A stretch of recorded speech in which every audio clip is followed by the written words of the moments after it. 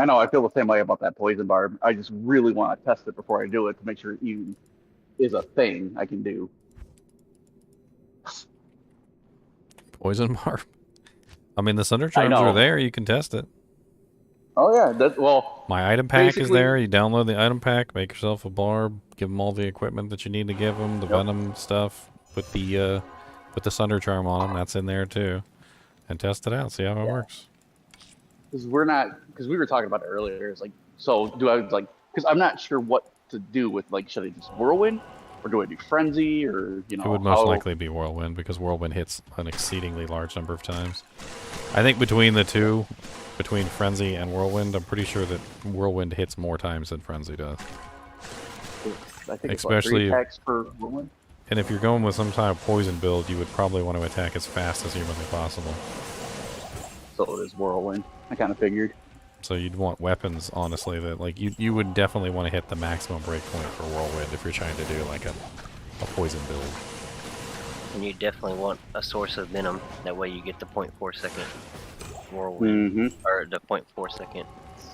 The other thing about frenzy versus whirlwind is that with whirlwind you're going to be kind of spreading it around, and with frenzy you're going to be attacking like 1 or 2 targets, like more focused. And since poison damage is interrupted by other forms of damage, frenzy is going to interrupt the poison damage. It's gonna decrease the amount of poison damage that venom does. Oh. So whirlwind is probably going to be the better one in that case too, because you're going to be whirlwinding around. You're going to be hitting multiple targets. The venom will have a chance to have its full proc effect without you interfering with it as you come back around. Actually, I can see that being true with Poison Nova, but with Venom, even though you're going to be interrupting some poison, because the poison is only 0.2 seconds, you're not going to have time to interrupt it. It's 0.4. Or 0.4, you're not going to have time to interrupt it. Well, it doesn't matter how long it is, though. That's the thing. It's a frame. It's just how many frames it takes for that poison to proc, and anytime you hit within those 0.4 seconds, it's going to interrupt it. It's just gonna cut your damage off. Like, it's just every single time you interrupt a frame, it's just gonna carve a little bit away. And so, like, if he's whirlwinding around, there's very little chance he's gonna hit the same monster too many times in a row to actually interrupt any of that damage. Whereas frenzy is very focused. You're just gonna whirlwind through frenzy, you'll have a problem, and just keep going and hope your poison kills them behind you. Yep. Yeah, I think the whirlwind's gonna be a lot better. Yeah, sounds like it. No. I mean, plus you're turning your poison into an AOE instead of just single target. So, right. That was like my whole thing is, oh, why not try a poison whirlwind barb and get all crazy with it? So, I mean, I know kind of what gear I need, but it's the weapons that really kind of don't know what to use. Obviously, it's going to be that. Number 1. It's offhand, I don't know.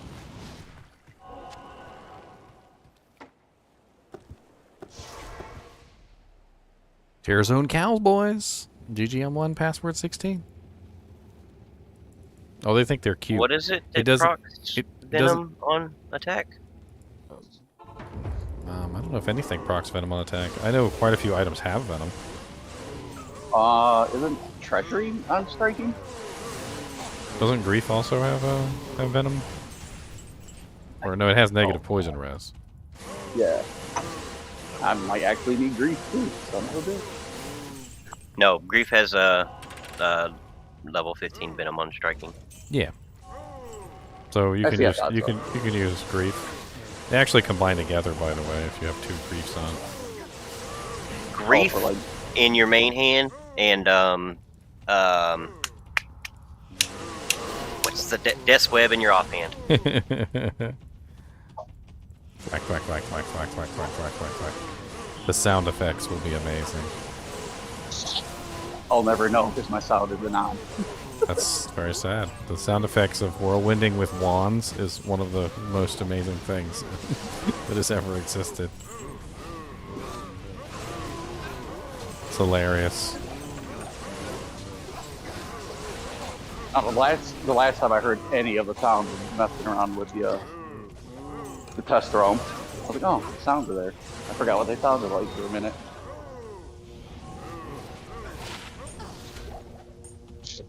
The main problem with poison damage is just that it just gets negated so much. Like, not even just the resistances, but also the negative duration and all the other things. You could actually go double Death's Web with Treachery as your source of venom. Venom.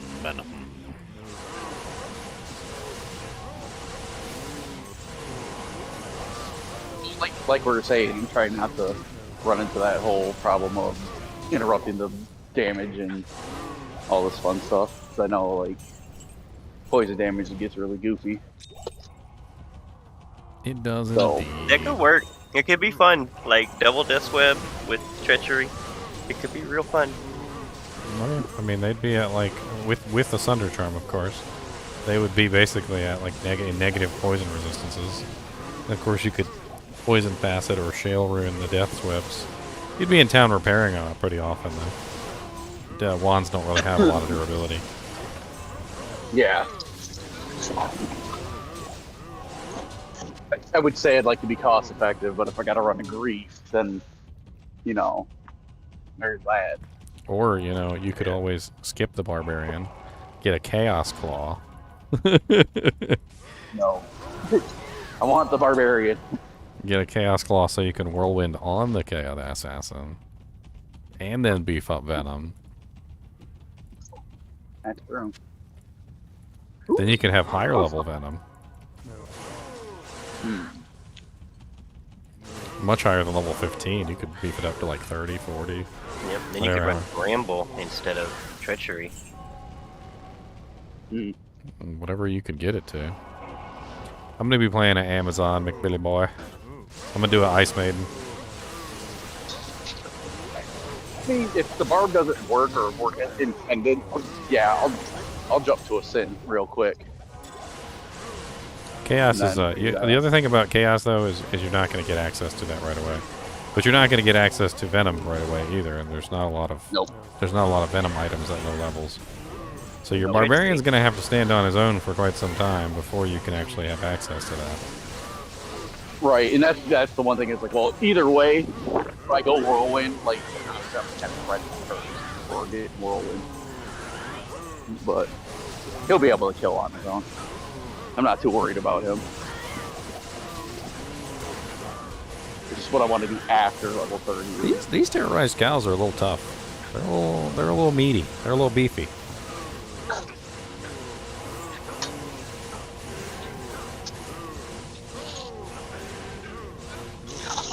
Frickin' Cow King immune to everything. Hold on, I got your number, Cow King. There you go. Immune to physical, immune to lightning, immune to poison and cold. You know what I would kind of like to see them do with these Sunder charms, since they're adding these in and making it much easier to break immunities? Allow a third immunity, like, on monsters. Like, they're only allowed 2 immunities at the moment, so they can only be, like, so ridiculously difficult to kill. But, like, if they allowed a third immunity, could make things a little bit more spicy. What do you mean mobs are only allowed 2 immunities? I know some mobs that have like 7. Those are only the Uber. Yeah. The Ubers are exclusions to the rule. Cow King. But how the rules work is any monster in the game that's basically not part of those weirdo exclusions can only have 2 immunities and nothing else applies. It often means that when you get like an elite monster, the modifiers on the elite monster, some of them don't even apply. Like if an elite monster spawns with like cold enchanted, fire enchanted, and lightning enchanted, and they're already immune to a specific element, they can only have two immunities, so the other 2 don't apply.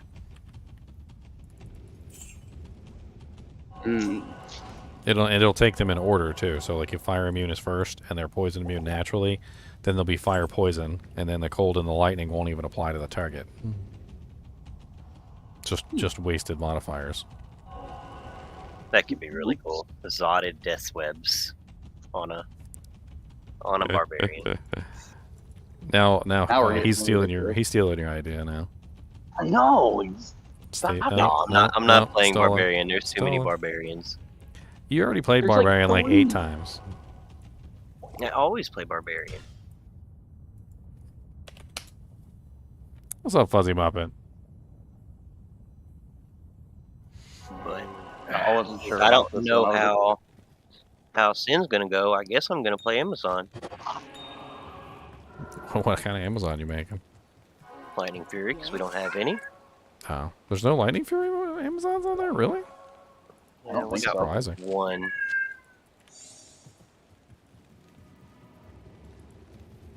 I think everybody's trying something different this ladder just because of these Sunder charms.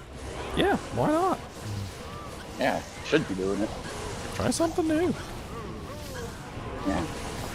See, I might be building the same character, but I'm doing something crazy. So People who make the same character like every single season, a little weird. And then they complain they're bored. I don't even get it. They're like, I'm bored. I'm like, well, like try something new for a change.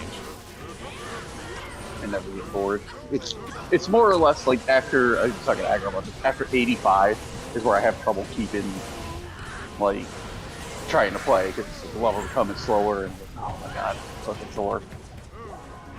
You got some monies, Fuzzy Muppets? I think hair is on. I want to see a bird drop. What's up, Latitude? Dang, a lot of runes dropping. If rune, shell rune, shell rune, F rune, shell rune. I usually don't see that many runes drop, even if they're all like low runes. Like all at the same time. Like half the time you'll go a whole game sometimes and you won't even see a single rune drop. I feel like the rune drops are boosted in Terrorism because I was the same way. I was like, wow, you know, I'm getting 3-4 mid runes at a time. Okay, that's cool. I think that's half the problem with runes, is that half the time they just don't drop. You literally go a whole run and like you won't even have a single rune drop on the ground. Much less a good one. And then when it finally does drop, it's like a F rune, and you're like, yay! I needed that for stealth.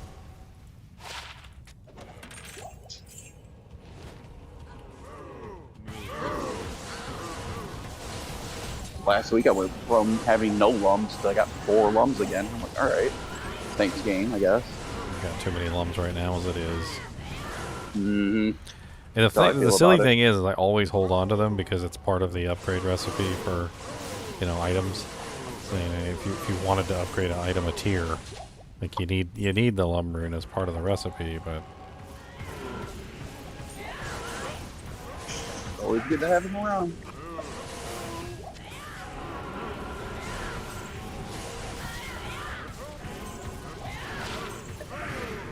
oh wow. Hey Teddy, there's a this will add a bunch of damage to your freezing era. It's a double ice jammy. A Boreal small charm of the glacier. It's actually pretty high. Cold damage doesn't go as high as a lot of the other ones do. So that's actually a lot higher than you would think.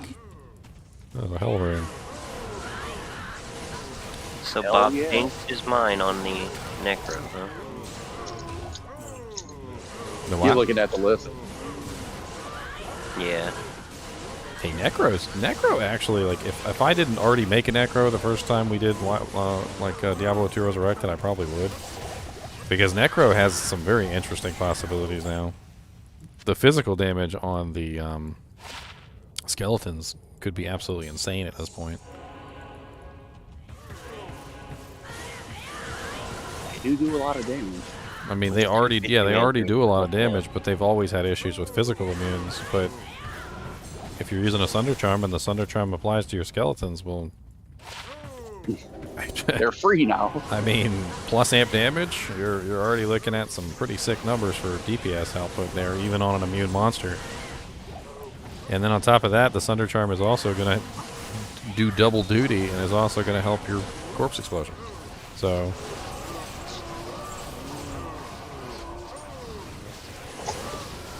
sounds about right.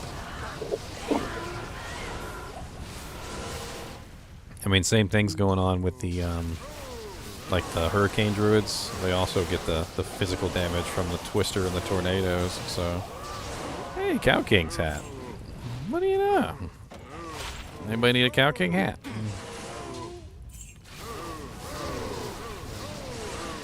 Those are rare. It's a great set, by the way. Nice magic find. That got beefed up, didn't it? Oh yeah, a lot. It's a lot. Yeah. It's like way better now. You could totally use it on a melee character. Like even sans the magic find, it's a pretty good melee set. It basically spams static field.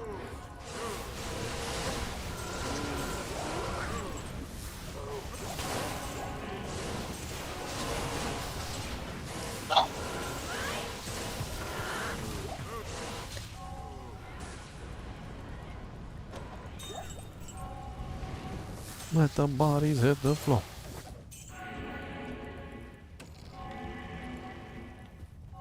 We already clear this out? Mean. Not enough cows.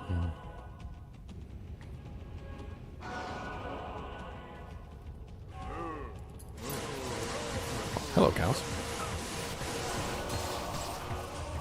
The hellisted bovins. Here's a question. When will we know what the group makeups will be? I'll be setting them all up before ladder starts. Probably like 2 to 3 hours before ladder hits. I mean, it's gonna depend on heavily whether you guys actually show up or not. Like, I'm not just gonna make group setups and then just hope that you guys show up. Like, so if you guys want to show up like an hour early, so I can verify that you're actually gonna be here. Last ladder, we set up groups, and we had a couple people that never showed up. Oh yeah, that's true. I mean, I wasn't able to show up until after I got out of work, so that was like midnight. I'll wake up 1 hour before, and they play for like 20 hours straight. Yeah, we're probably gonna play for quite a large number of hours. So, I would just go ahead and assume that like from the time that ladder launches, just like automatically assume like anywhere between like 15 to 20 hours, just like straight playing. As we farm items and probably do terror zones and all of the beautiful stuff. I'm not going to be able to get to the horror games, Tomac, my normal Saturday horror games. So what I did was I went ahead and pre-recorded several horror games, which will automatically release on Saturday for my Saturday horrors. But if you want a sneak peek on the titles, I've got Late Night Mop and Breaking Through. Those are actually both pretty cool. That'll be this Saturday and next Saturday. We got ladder to run. We don't have time for other games. Well, you know, that's why I did it in advance, so that I wouldn't have to worry about it. Right. 5-socket Grand Matron. It's missed, right?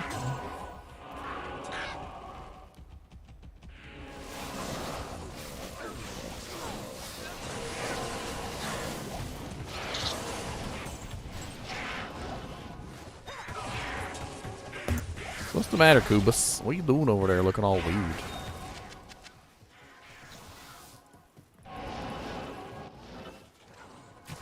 Weirdo dog.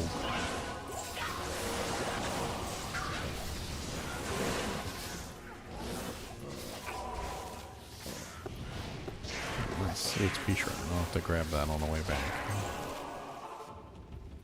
Terrorized cows does look like good EXP. If they didn't nerf it in the first place, that would still be the best XP.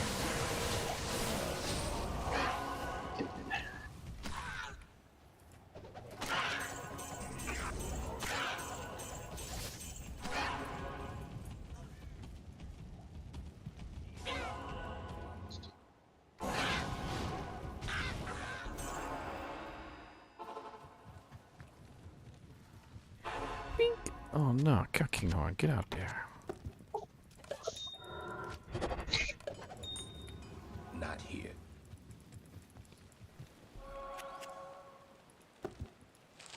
I just had the weird. Will you stop breathing your hot breaths on me, sir? God dang. Hot doggy breaths right in your face. Keep his pension, that's what it is. Oh, I know he does. He's gonna get neglected like crazy during ladder. I don't know what to tell him.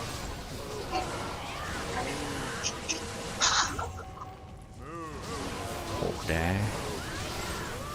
Honestly, like, this is one of the best weeks of, like, we got ladder coming out. I don't know if anybody watches anime, but a bunch of season premieres are coming out this week, and it's just a real good week for Diablo. I've been having lots of fun watching TV shows. A bunch of cool TV shows came out recently. I've been keeping up with the Ring of Power. I'm gonna have to make sure I make a little bit of time for my Ring of Power episode. Nope. I've been watching Jeff Demmer season, like the first season.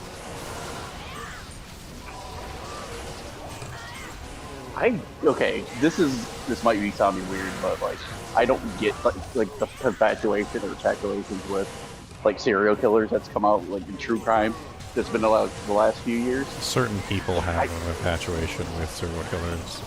Not everybody does. I don't really care about serial killers one way or the other. My girlfriend though, she like is like giddy like a little schoolgirl to watch freaking serial killer stuff. I don't even understand.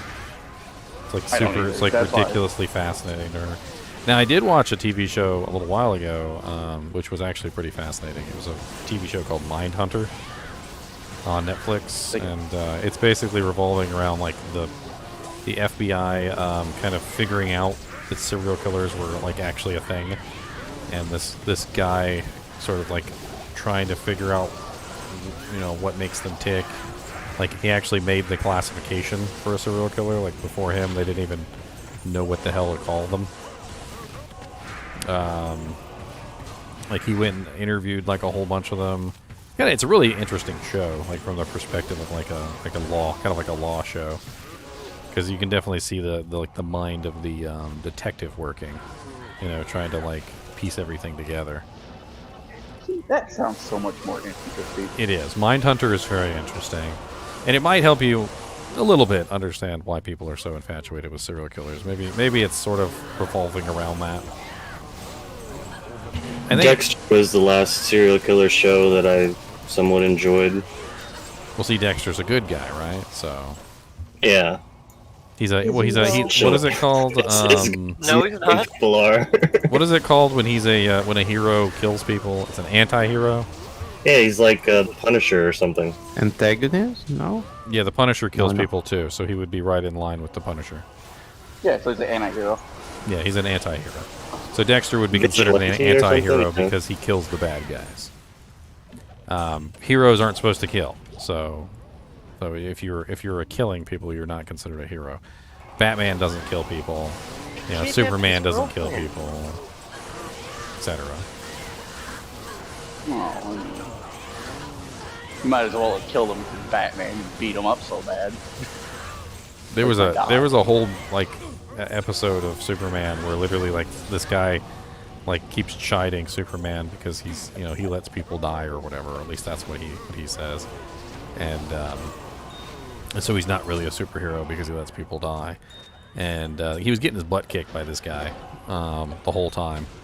But as it turned out, the only reason he was getting his butt kicked by this guy was because the entire time while he was fighting him, he was flying off and saving people. So like the entire time he was like in the middle of the battle, he's literally just flying off and saving people from like falling off of buildings and all sorts of other stuff. Like whenever they crash into a building, like he's literally like zipping off and saving everybody the entire time. So like his potential like combat power is essentially nerfed because when he's fighting on Earth, he constantly has to save everyone that he's, you know, around. And the conclusion of the episode, Superman basically takes him to the moon, and he's like, "There's no one here that I need to save, so I can unleash, you know, my full power." And he just like demolishes the guy, like full power Superman versus this guy who thought he was fighting full power Superman the entire time. Kind of like the whole anti-hero thing. But Superman, you know, he's always going off saving people. So. Well, if you ever watch like Superman versus the Elite, the animated movie, like that's basically kind of what happens in that is he finally gets to unleash his full power because he's on the moon, which is funny enough that came up. It's great because you can see Superman as like a giant terror. Well, he's way more powerful than it seems, that's for sure. Ow! Holy Jesus, Griswold. Griswold just almost killed me. That was amazing.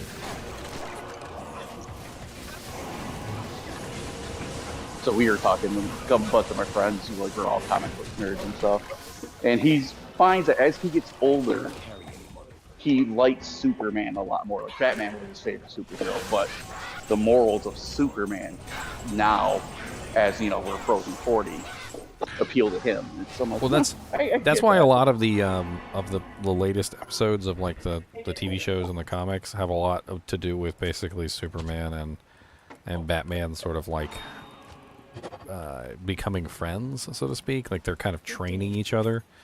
Like Batman is kind of training Superman on how to actually be a detective and figure things out instead of being an idiot who just uses his powers all the time.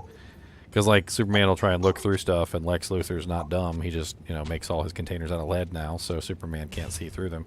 So like Superman actually has to kind of like be a detective because everybody's figuring out how his powers work and how to counter them. Yeah, and it's actually a funny episode of was it Superman, the animated series? Yeah, like it's called Nighttime. Great episode, and it's basically Bruce Wayne's missing, Batman's missing. So Robin goes to Superman, "Hey, I need you to be Batman." And Superman is Batman. It's great because he knows nothing about how to be a detective or stealthy. He sucks at it. Like he absolutely sucks at it. He's relied way too much on his powers for like the majority of his life. So Superman is just absolutely terrible detective. Like he's worse than like a regular human. That's how bad he is. It's no wonder that freaking Lex Luthor pulls so much stuff over his face. Oh yeah. On a regular basis. Has the powers of a god, but he has to think like a man.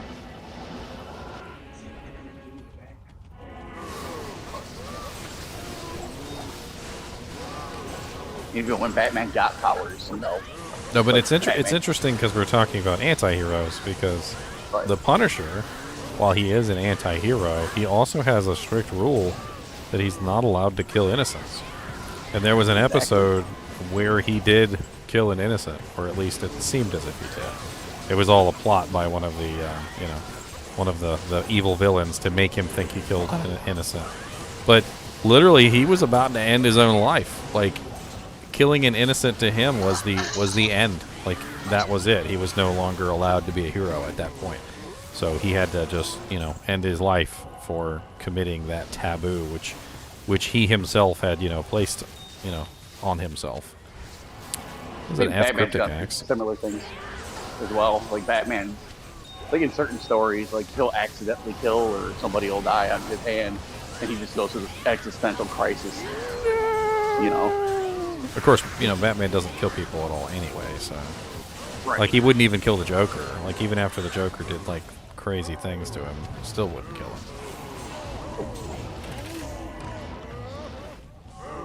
Then it's like, I don't know, if you play the Injustice games, like Superman kills Joker in Injustice.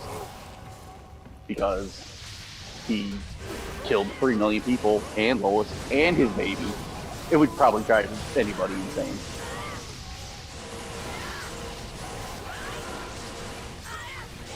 That doesn't really sound like something he would do. It doesn't, no. But at the time, it was like, it's just, it's an off-world thing, alternate universe where Superman actually does kill people. I don't know. I've always loved the quote from Star Trek Voyager, and I'm getting into Star Trek now. We just went from comics to Star Trek. In Star Trek Voyager, there was an episode where Tuvok had written a scenario for where the ship was going to be taken over by, like hostile Maquis forces, and he wrote a scenario that was like so good that had the whole crew captivated, and they all like wanted to know what was going to happen next.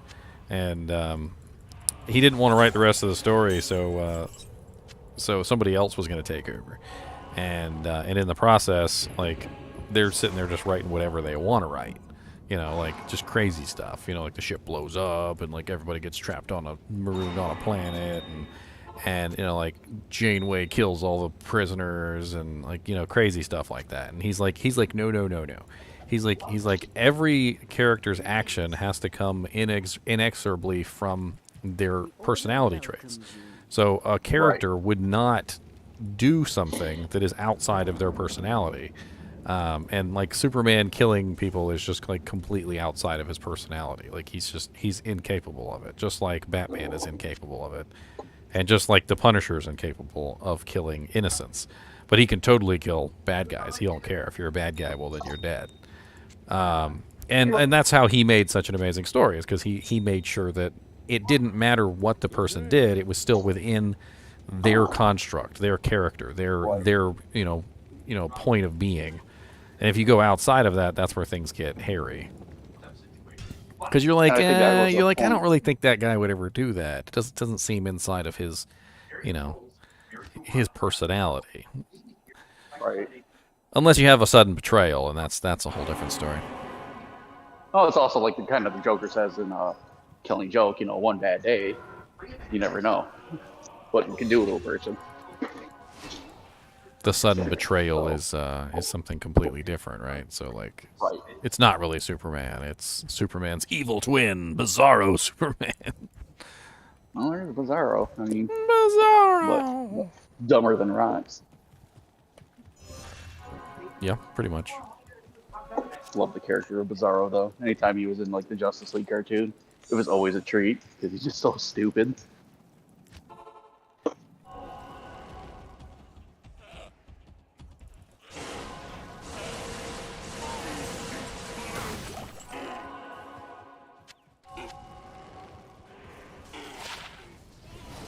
Time to take a break.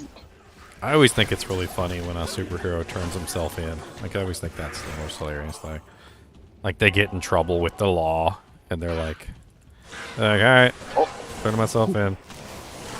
They're like, take like, me in. And the police officer slaps the cuffs on him, and I'm like, why even? Why? Just why? Like, you know he can break those, like, with his freaking... with a fart out of his anus. Like, he doesn't even...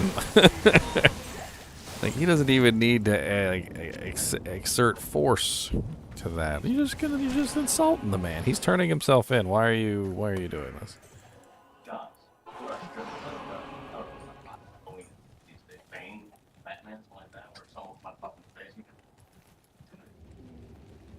You're not sure Superman is the hero everyone thinks he is? Yes, how dare they?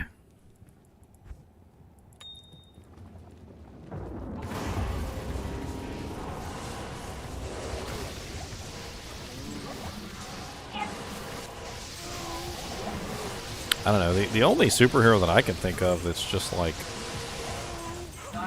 doesn't really follow like a code of conduct is Iron Man. Like, Iron Man started just absolutely terrible. Like, he was literally a freaking weapon salesman. Like, probably is responsible for thousands, if not millions of people's deaths. And then all of a sudden becomes a hero. I mean, like, the only thing that you can say he has a principle for is, like, not letting his technology fall into other people's hands anymore. But yeah, anymore. Anymore. Exactly. Anymore. Despite the fact that his technology still falls into people's hands on a regular basis throughout the comics. Like, it's like everybody be having Stark technology. I mean, they might not have his latest suit, but they've got his technology, like, things that he's created.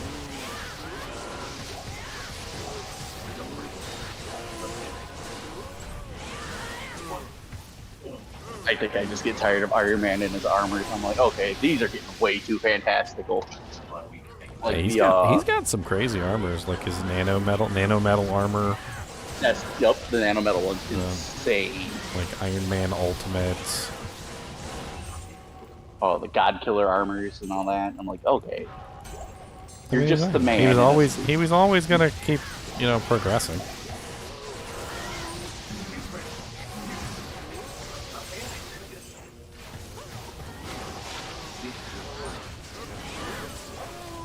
but they also couldn't have picked a better person to. Does it make sense to go The from Iron Man. Dragon Den to Dual Dragon plus Dream?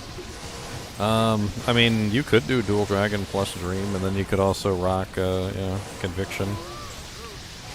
As long as you're still using Dual Dreams, it's just additional damage being added in. Dual Dragons, well, you can't really do Dual Dragons, but you can do Hand of Justice and a Dragon. So you can do 2. It won't be as good damage as the Dual Dreams, but it'll be supplemental damage, which is definitely added in.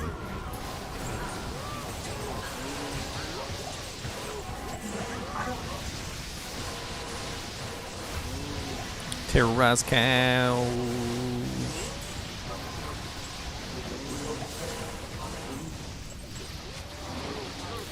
Don't doom the Merc, Tesla. The Merc does not need to be doomed. Cody, what's the matter, buddy? Huh? Where's your toys? You don't got no toys no more? You always bring them outside, and then where your toys go? Outside. That's all you do, is put your toys outside.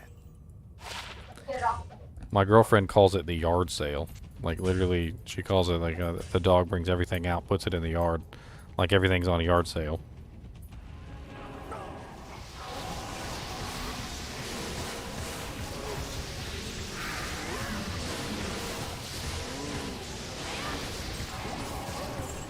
I mean, one thing I'm noticing is the EXP is nice, but it's not like I'm getting a level a day or anything.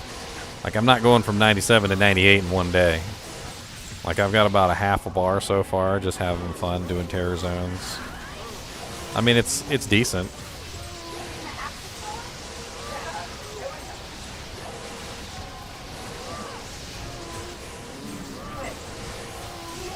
It's definitely going to take some time.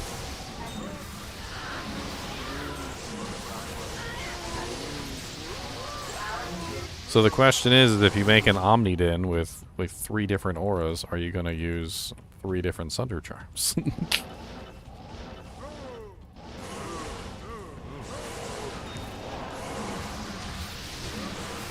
So I guess you would go amp damage before lower resist on a Fishymancer, right? Yeah, like even if you're going to do Poison Nova and you got an army. I mean, I'm not fishy. I'm saying just for Corpse Explosion, you would want to amp more than you would lower, right? Yeah, because the most monsters are not immune to physical, so you get more effect out of it. I just mean if you're up against a physical, like if you were up against a physical immune versus a fire immune,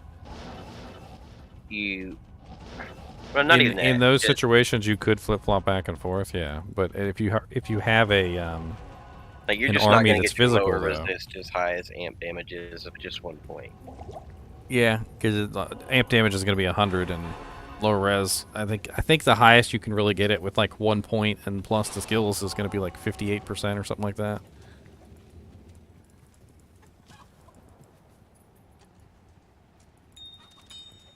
Like 70% is full investment. Yeah, even if you take it all the way up, it's still only 67. And that's at level 40. That's with best in slot gears here. Yeah, so most people don't actually ever get that for lower res. Well, even with just 1 point, it was at 63, so yeah. Because it had some pretty bad diminishing returns. It's pretty terrible. I don't know why it tapers off that way, because it's like it just shoots up like a rocket, and then all of a sudden it's just like a plateau.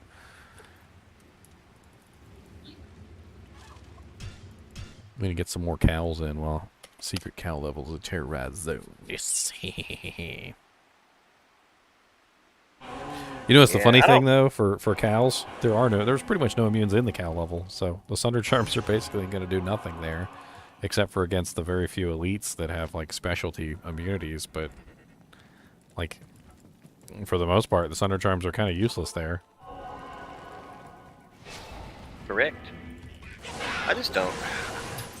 I was thinking Necro because we don't have no Necros, but I don't want to play Summon. And Bone and Poison are just not. They're just so underwhelming compared to these other numbers I just looked at earlier. Poison can be very powerful. Especially if you're running lower res. It's definitely a very good group ability. I mean, you'd be applying, especially if you went full lower res, you could just be applying full lower res on everything that we're fighting. And then having a Necromancer is also great for early Ubers, because you can just stand there spamming life tap for us. Well, that's the thing. Like, I was looking at it, and like even top of the line, decked out gear for poison, it was still only like 10k damage per second on Poison Nova. I mean, it ticks pretty darn fast. I've played around with it before, like full builds, and the poison damage is kind of insane. I think you might actually want to play around with it and see how it works, because it's AOE. It obviously hits all the targets nearby. It's a rather fast tick rate, because it's Poison Nova is not like the other abilities. It doesn't have a really long, slow tick. It's really quite quick. I don't know. I mean, the AoE potential on it is very nice, and then of course you start spamming Corpse Explosion as soon as the first monster dies. So usually everything's dead really quickly. Assuming, that's what I'm trying to figure out is how you would want to build it. Like, do you want to build it with all 3 charms, or? I mean, it certainly would be a very deadly build if you had all 3 charms. Because it would just suck so much, right? To lower res, then poison, then amp, then corpse. I mean, it's a lot easier than it seems. Your army kind of like takes care of most of the interference, so it's pretty much just. I didn't even have an army. What are you talking about? Well, I mean, even if it's just a nice golem and like a good mercenary, usually it's more than enough to run interference for you. And most poison mancers will at least put like a couple points in the skeleton and skeleton mastery, because they got a lot left over at the end. Like, even if you drop 20 points into all the poisons, and then you also drop 20 points into Corpse Explosion, that's still only 80. So you still have extra points to drop into things like skeletons. You don't even really need 20 points in Corpse Explosion. Well, Corpse Explosion's damage is like exponentially better the higher the range goes. So like, especially when you're in the cow levels and stuff, like maxed out Corpse Explosion can hit literally every cow on the screen. And it also starts hitting cows off the edge. Isn't the screen like 18? I have a video, it's like a range video where I display the ranges of everything. I think, I don't want to know if I don't want to say it exactly because I don't want to be wrong, but I think 23 is the edge of the screen. Oh, never mind. I can't even get there with max. Okay. But like, it gets to a point where literally once you have Corpse Explosion maxed out enough, it just, everything on the screen gets hit by it, and the damage potential on it is insane. Because obviously if you've got like, 100 monsters on the screen and you do a Corpse Explosion, that's just a massive amount of damage. Especially if you're running Sunder charms and all that other crap. Trang's weapon? I mean, not weapon. Trang's armor or Trang's belt for the third? It's belt, usually belt because you get cannot be frozen, and then you don't have to waste a slot for cannot be frozen elsewhere. So it's usually belt, gloves, shield, so you get the massive poison skill damage. Yeah, I knew about the gloves and the shield. Yeah, and then you get the cannot be frozen too, which is really nice.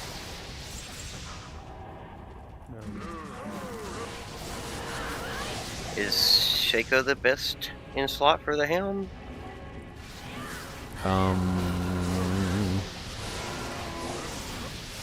I mean, either Shaco or I think when I was doing the Plague Zon, I used a COA with 2 poison facets in it, but that's kind of expensive. Oh yeah. Because that's +1 and 2 facets versus +2 and 1 facet. 1 facet, yeah. So 2 facets might trump that as long as you at least have +1. But I mean, the Necro already gets so much with the Death's Web and the 3-piece strings. As long as you're not capping out at -100, you can still get more. Are you planning to run Bramble? No. I think the end all be all is going to be Enigma, but until I mean, then, you can get a 50 from Bramble. That's what I'm saying. He doesn't need it with lower res. He has Bramble lower is res. difficult. Bramble, I don't want to count Bramble in poison because it's so hard to get a good one. Yeah, the rolls on it are like it's the worst. expensive I'm and running it at rolls 36. bad. Like, it not only is it expensive, but like rolling it over and over again is kind of cost prohibitive. Yeah, I don't plan to re-roll my 36. It's expensive. I mean, the only benefit of rolling a bramble is that if you roll a bramble and it rolls crap, you can at least still put it on a mercenary for free thorns, which does work really good on summon classes. Because he gets 85 from gear alone, and then he also gets lower res with just 1 point. With this gear, it's minus 63. So anything that's not immune, it's gonna strip that down to like -1 or -50. Yeah, I mean, in my experience playing around with it, it definitely seemed like Arcane's Valor was almost like one of the best choices for poison. +2, you still get, you know, bonuses to Corpse Explosion, you still get bonuses to all the other skills like Skeletons and Golem Mastery and everything, and then you also get the negative from the Poison Facet. I mean, yeah, if I can get a hand hold of an Arcane's Valor. I mean, I +2 still think Arcanes aren't that rare. I think they're pretty common. They do roll +1 sometimes though, which sucks. I think if I were to go with this build, this ladder, I would start with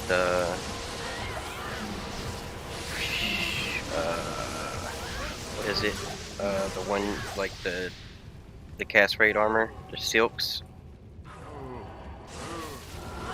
L4 said he's having a midlife crisis trying to figure out what to roll this ladder. Go with your gut. And then I would move into the arcanes, and then eventually end on the enigma.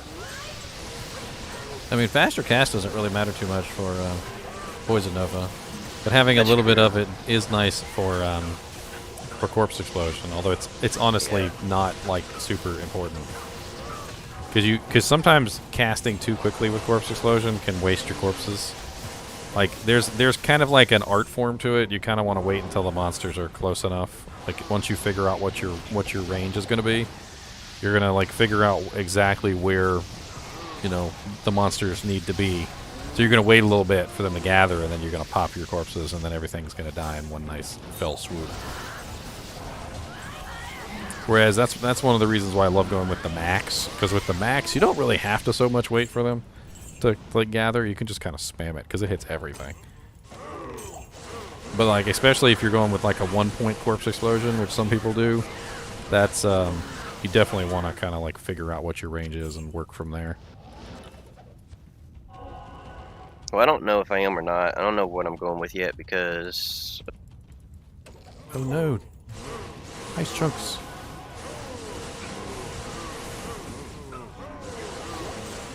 Yeah, they're hitting hard here. They are hitting Even really without hard. the city.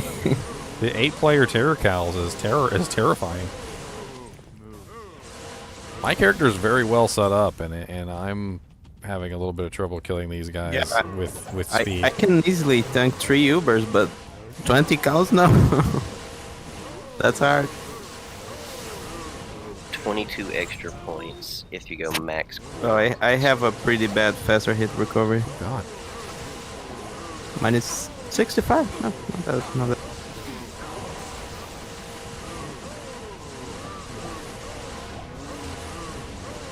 This freaking elite cow over here is nasty. What is up, Stone Skin Cursed Extra Fast? Holy Jesus. Did we get Ice Chunks' body back? Yeah, I think so.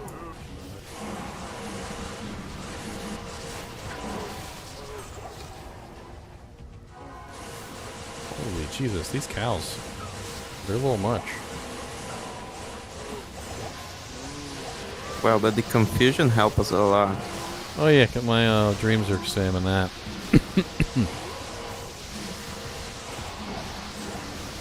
I'm playing a Holy Shock Paladin right now, Hilvor, and as you can see, I'm doing pretty well in Players 8 Terrorized Cows.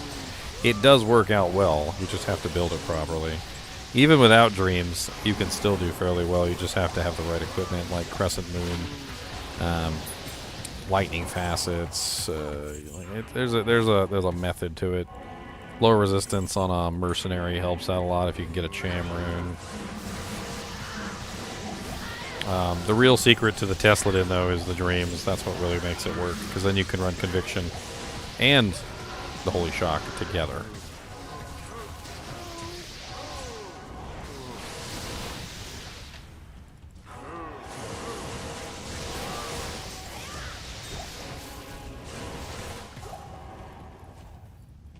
Oh, we're running 40% confusion chance here.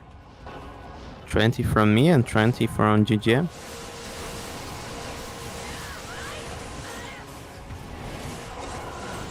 It's amazing how tanky these freaking E8 Terror Cows are. They got a lot of HP. Could be good for a necro. Oh yeah, I didn't even think about that. You know, the Terror Zone monsters are a higher level monster than your regular monsters, right? So like a Necromancer who's doing Ubers could potentially wait until, say, a specified zone is terrorized that has the like the Crushing Blow Maulers, and then you could go and get level 99 Crushing Blow Maulers, and then you could just like drop down on one of the Ubers with frickin' level 99 revives that would probably hit a lot harder than your regular revives. That'd be pretty interesting to see how that affects the Necromancer's like kill speed on the Ubers. Obviously, you'd want to use terrorized zone monsters, and you could just save up your, your organs until the, like River of Flame or something is terrorized, and then you could go get your Urdars or Durance of Hate for the Maulers, or I mean, there's a couple different zones that have Urdars and Maulers in them. How's the purple text? Like, here's a 8 non-existent level, but there's just me and another guy in the room. Oh, it's like a error code. So like 8A is they're kind of like trying to make it seem like the zone doesn't exist. So instead of saying the cow level, they're just going with the whole joke that the cow level doesn't exist.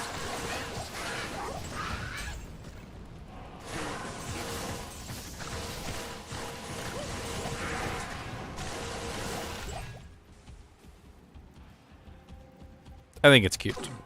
It's cute. We're about to lose the cow level, no.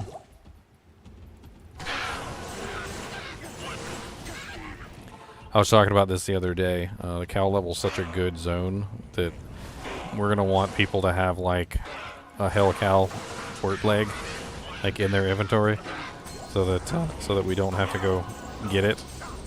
That way we can just go from one cow level to the next cow level over and over again.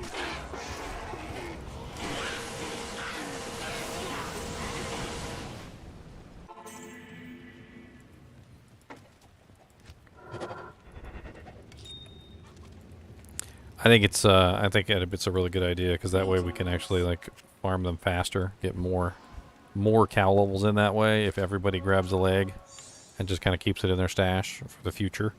So whenever the cow level hits, we just go in there and start, just mule-eatering. That way, at the very least, we've got 8 cow levels worth of legs, just, on standby. Seems like we hit the cow level with more cows this time. Possessed. I think between all of us, we're definitely more than enough damage for a P8 terrorized cow. But I've noticed that whenever I'm by myself, it takes me a little bit of effort to get like a pack down. I mean, granted, I still do a pretty good amount of damage. It's just these cows have a lot of HP. Like, they really do. Now, my Zeal doesn't hit more than one target at a time, so.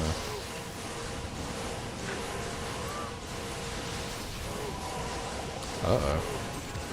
Danger, Will Robinson.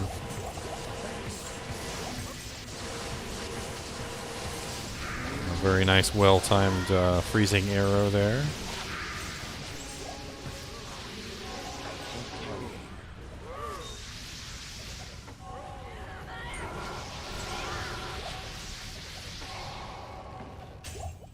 my players missing on the map? I hate when it does that.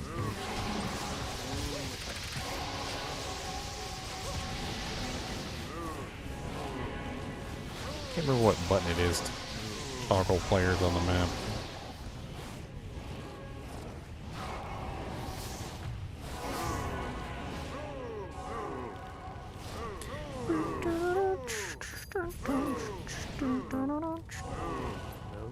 Party auto map F11, so I must have hit it at some point. There I just go mages. Skeletal mages. Yeah. I mean, they definitely do more damage than they did before, but they're a little bit needy.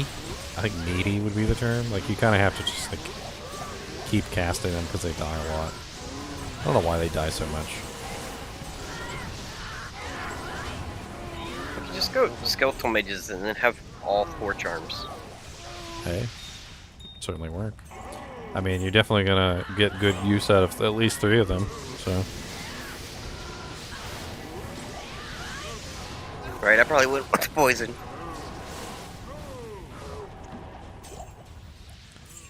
Robert said that when he saw the terror zone said non-existent level with the error, like the numbers and the letters, he logged off and did a scan of his game because he thought his game was broken.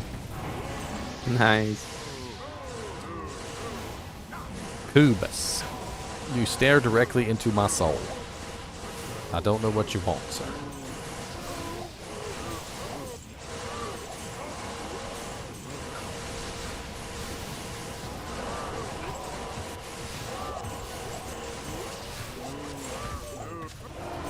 I don't know. This is more like it. I'm actually feeling the burn here on these level 99 cows. This is these guys are a little tough. I mean, when we have like the Javas on and I'm running full conviction, I mean things do still die pretty quick, but I mean that's to be expected. Like if you got a full beefed out Javas on and you got a Paladin there running full conviction, you're gonna have like, you know, super dead cows real quick, but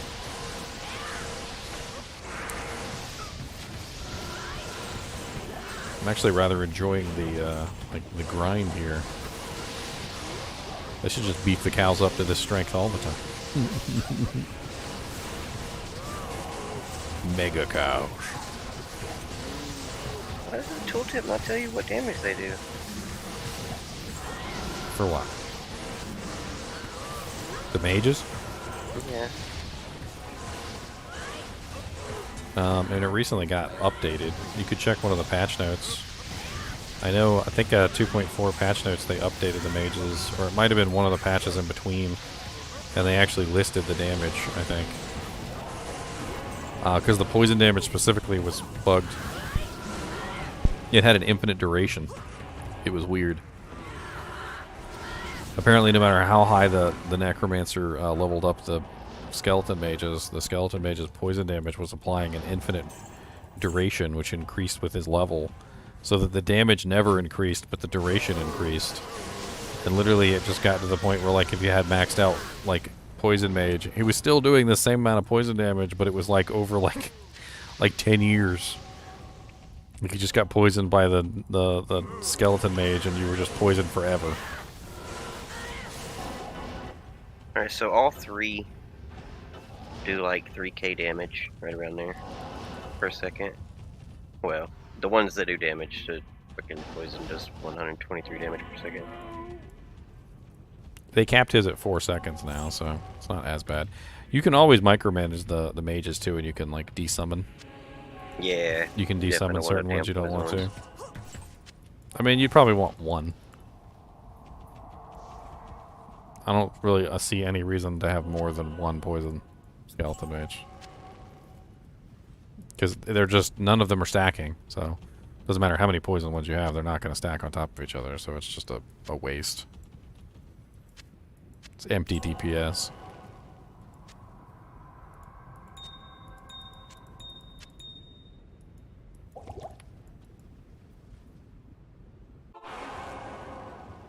Not here. Are you playing on ladder or non-ladder, Helvor?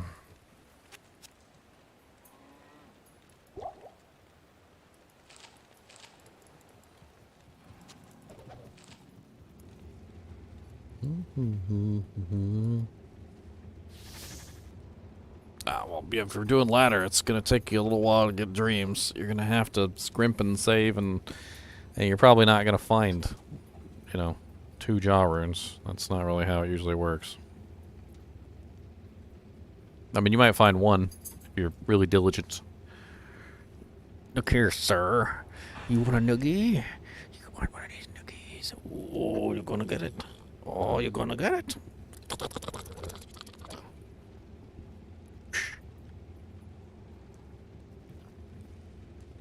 Stony Fields. We went from cows to Stony Field, my boys.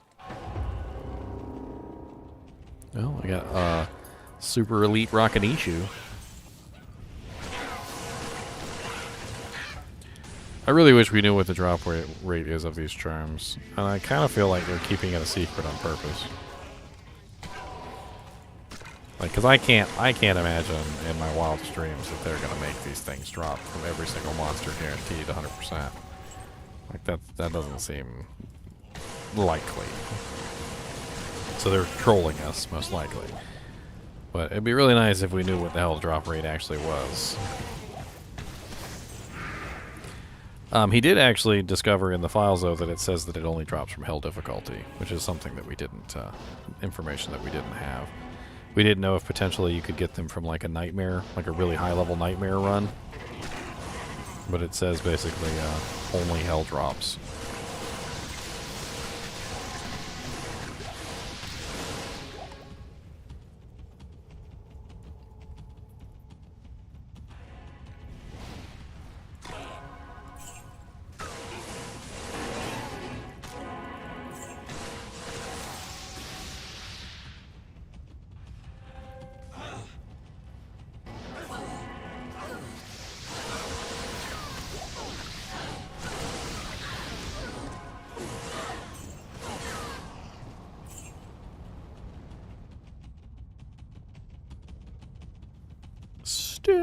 Stonyfield. No more cows.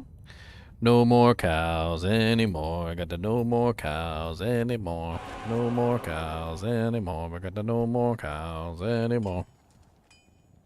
Kubus. You gonna get beat up. You gonna get beat up. You gonna get beat up.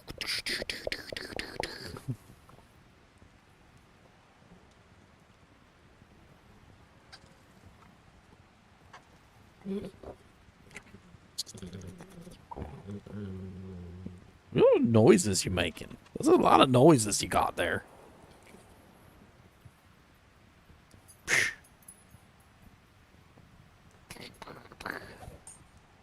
I'll beat you up. You not too big to get beat up, sir.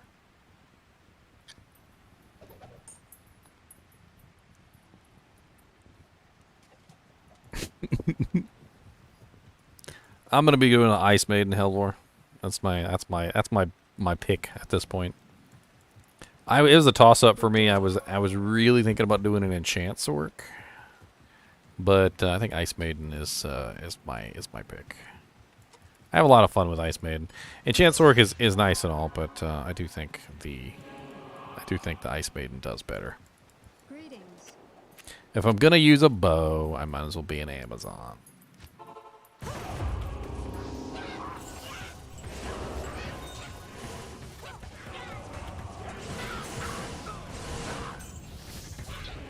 I have to rejoin the chat because my Bluetooth didn't connect. Ridiculous. What did we do? Oh, my Bluetooth headset didn't connect properly, and I had to rejoin the chat to make sure it did. Yeah, +3 Poison Nova, +1 Iron Golem Leech Wand. That'd make a really nice little Poison Nova white. Get you a free Iron Golem too.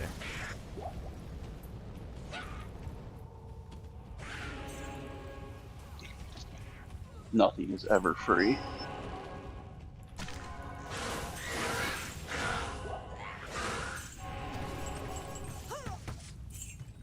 Kubus has given me the Eye of Sauron over here.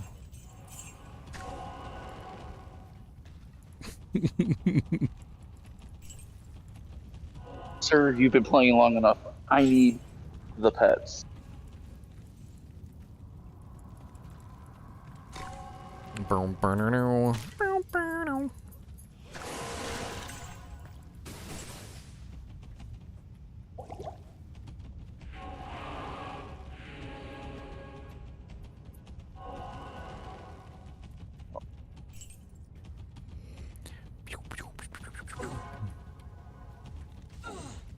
I am overburdened.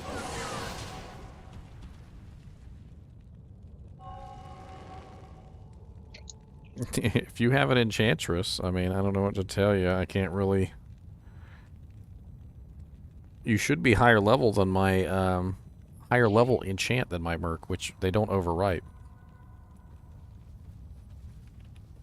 You can't get higher level chant than 44. I'm pretty sure like enchantresses get that enchant like way higher up with pre-buffs and things like that.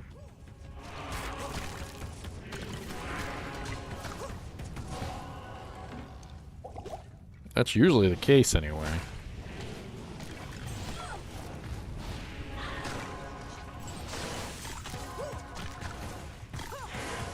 I mean, I'm mainly using it for the attack rating, not the fire damage.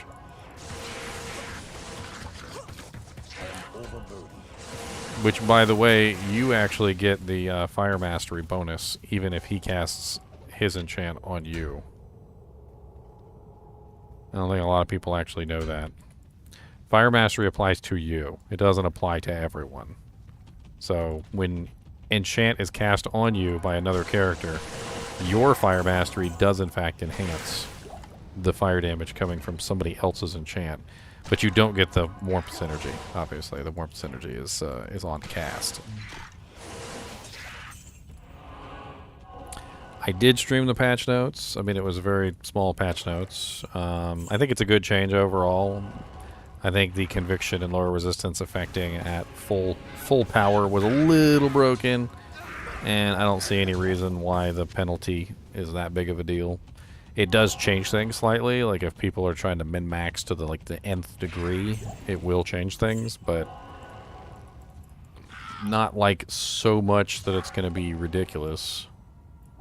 I'm just hoping that it also affects Cold Mastery the same way. If they are sundered, Cold Mastery only works at 1/5 its stated value. Can always, well, it's always something that can be tested.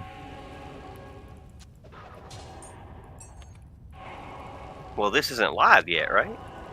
We'll have to test it when it goes live. But those Sunder charms should be updating with the game. So those are not just like created Sunder charms, the ones that are in my item pack. Those are real Sunder charms. Those are generated from the game.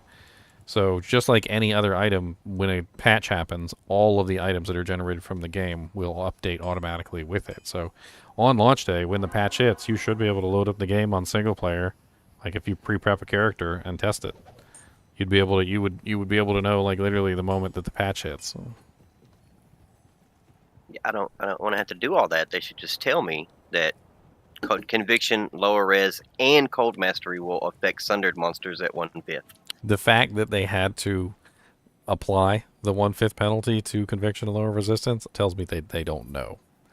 Like they're kind of feeling around in the dark, and then literally when we tested it and found out that it did in fact apply at full power, and then we were like, look at how overpowered this is. They were like, wait a minute, that's not what we intended. I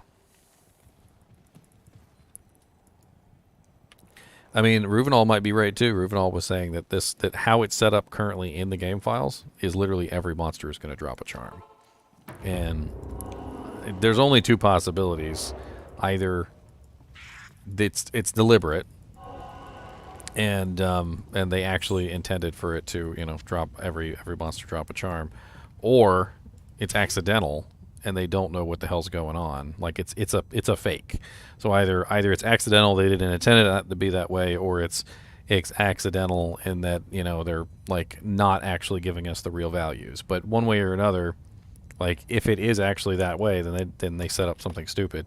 Like, could you imagine if we load in and they didn't intend it that way, but literally the first person that gets into like the hell like terror zones. Literally, like gets like 6 Sunder Charms in the first terror zone that they walk to, and literally before they have a chance to patch it out, like because they didn't actually do the numbers right. Like there's literally like 10,000 freaking Sunder Charms like in everybody's inventory, and then they have to do like a rollback or something. They're like, nope. They're like, no, we're not gonna flood the market with that many Sunder Charms. All characters are being rolled back to such and such date.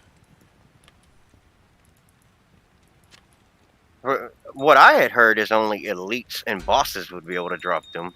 Elites, champions, and well, they worded it weird, but yeah, it's basically champions, elites, and super uniques. Bosses are also included, but I guess they're technically super uniques.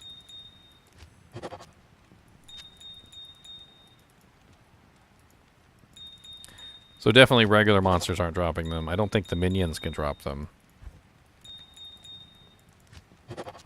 I mean, he was actually, Ruvenal was actually pulling up like the tables. And it was very clear when a monster was set to drop a Sunder Charm. There was a special modifier called Desecrated. And any monster that was Desecrated had a potential to drop the Sunder Charms. They would only drop the Sunder Charm in the first slot. So like for instance for a super unique, you know how super uniques can always drop 2 items? So only the first drop of the 2 items was allowed to drop the Sunder Charm.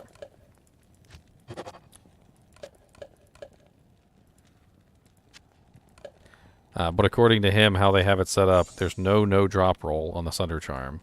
So apparently the Sunder Charm drop is not allowed to roll like a nothing.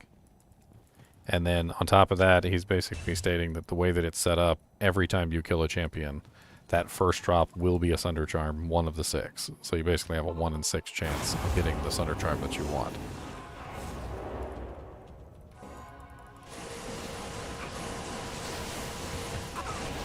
Which is kind of crazy. Which is why a lot of us don't think it's real. We think it's just fake values that they put in just for the time being, and then on the 6th when they apply that little micro patch to activate everything, it'll probably update the values to whatever they really are.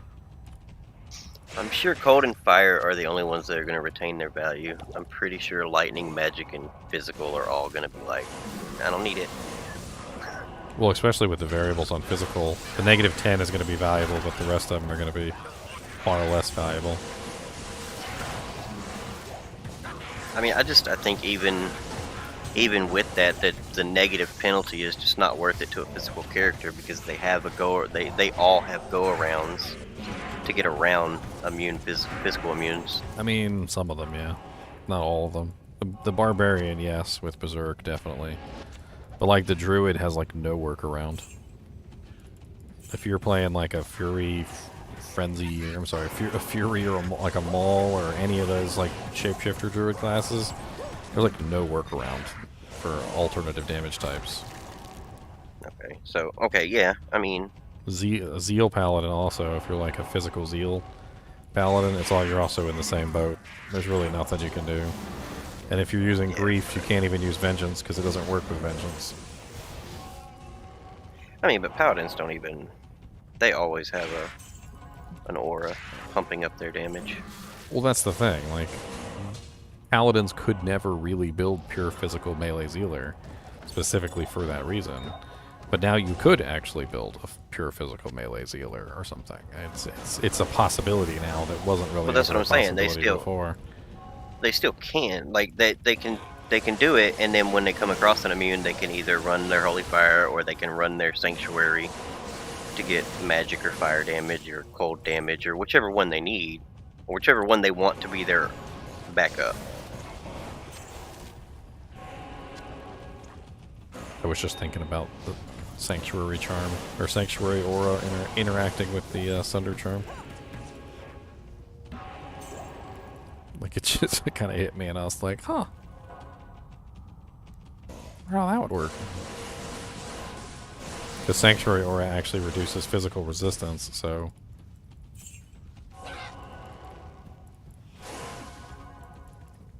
I'm assuming it also gets applied the penalty, the 1/5 penalty. Versus the immunes. Don't have it on the list. I know, they don't have a lot of things on the list. They didn't even have the Fire Golem on the frickin' list of freaking minions that would be affected by the Sunder Charms. I mean, Decrepify is nice and all, and everybody always says, but I can, you know, have a merc that procs Decrepify, but it's like 10%. Like, if you have a monster... It doesn't decrease physical or magic immunity. Decrepify, or resist. Decrepify will decrease physical resistance by 50%. I'm talking about Sanctuary. No, Sanctuary does. It's a bug that's been in the game for a long time. Only on undead monsters, and only when you're actually using it on your character. So when you have Sanctuary Aura on your character, all undead monsters have their physical resistance basically sundered. It doesn't actually state it, but that's because it doesn't state how it works properly. Oh, so it's like Holy Bolt, where like, oh, they're immune to it, but this is holy damage, sir, so you're not immune to it. Basically, sort of, yeah. It's like it completely bypasses the physical immunity of the undead monsters only. I'm sure there's like some stuff somewhere where people have worked out the actual math, and I'm pretty sure the skill level also has to do with it. So like when you actually have a higher skill level, it has higher percentage reduction on the undead monsters. I think it also lets you steal life from undead monsters too, which you couldn't do before.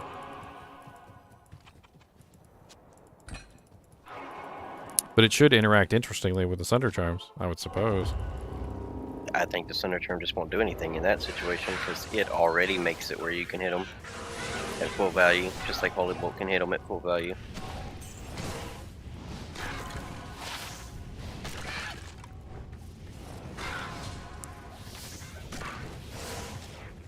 But it's only physical, right? How do you know if the cow in Terror is active? Well, it's not active anymore in cows. It switches every hour on the hour. What did you say?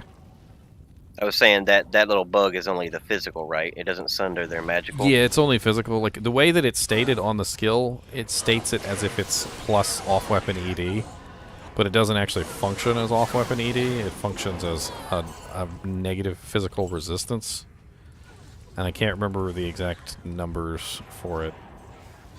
It actually ends up being like negative, actual physical negative resistance to that particular monster. Which is what I'm saying. I don't know exactly how much it is. To the cap of 100%? I don't know how much it is. That's the thing. It's been a while since I looked it up. Because the skill goes up to like 1,000 ED to undead. Let me see if I can find it on Amazon Basin. I'm sure it's listed. Amazon Basin usually has everything, including weird stuff you don't even need to know.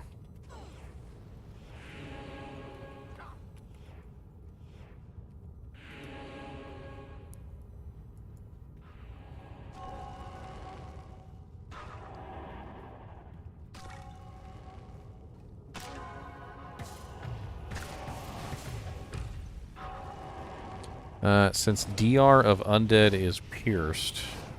Oh, no, wait, no, I gotta go further back. Damage resist of undead is pierced. The supplier's physical damage is applied as though the undead have DR of 0%, even when physical immune. However, DR % is not pierced when calculating crushing blow damage. It remains completely ineffective against immune to physical monsters. Since DR of undead is pierced after DR negative from amplified damage or Decrepify is applied, it's redundant when DR equals 0. If AD or Decrepify don't result in less than 0%, then they are redundant.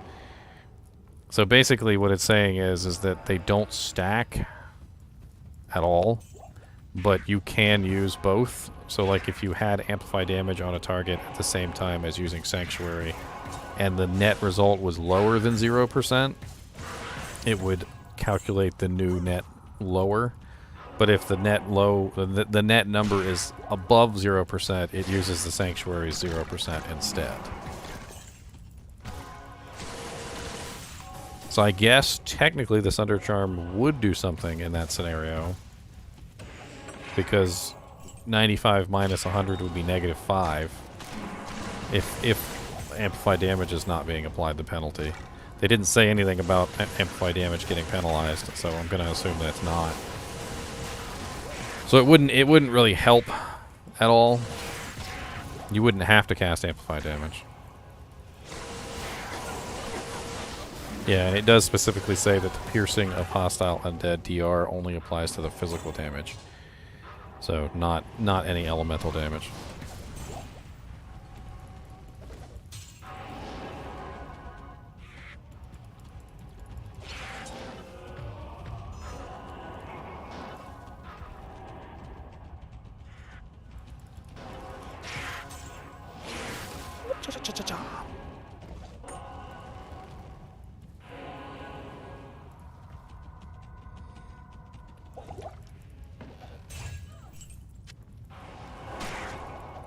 I don't know why I didn't link it in chat. If you guys want to look up on look at it as well, there's definitely some interesting information about Sanctuary. Unfortunately, being a skill that is, you know, relatively relegated to single monster type makes it not as useful. But, you know, anytime you come across a monster that's physically immune, you can literally just toggle on Sanctuary and kill them. It does actually work if they're undead.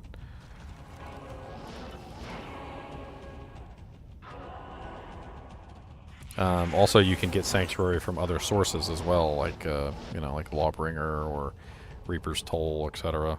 Or not Reaper's Toll. Lawbringer or Azure Wrath both have Sanctuary, and utilizing them will give you the 0% DR versus any undead monster. Which is actually interesting, because it also means that even if they're not immune... Just an FYI, folks, if y'all... because he said y'all could do it. If y'all are going to make a melee Zealer, and this is your plan until you get a Sunder Charm, remember that this knocks back. It's going to be very hard to hit your freaking undead mobs when they're bouncing away from. It is. Sanctuary knocks them back, and it does cause some issues, that's for sure. Unless you kill it using charge. But usually what you want to do in that scenario is try and wedge them up against the wall or some sort of hard object so they don't get knocked back. It helps a lot. Oh, actually, you can wait for a merc to go behind the target, and then you attack. I usually do that with my smiter. Also, I wouldn't use it with Grand Visor of Chaos because he always gets knocked off the platform into the lava. And all his little minions, and then there go all your runes. That's right, no runes for you.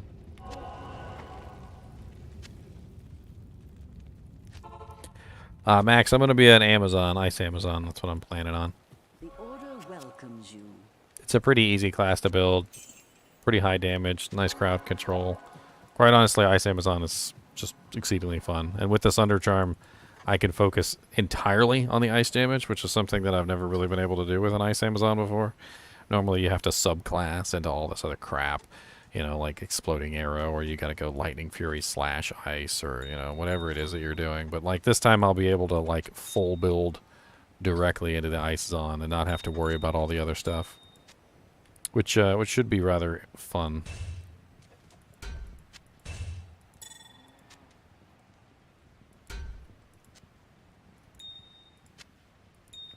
I think that's one of the interesting things about a lot of these builds, is that most of the characters that we've played up till this point have been, you know, hybrids. They're usually built in such a way that you don't have to deal with too many immunities.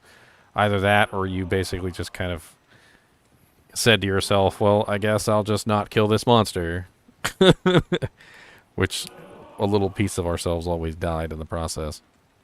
I think the only time I'm okay with the, oh, I just won't kill this monster, is if I'm a sorceress.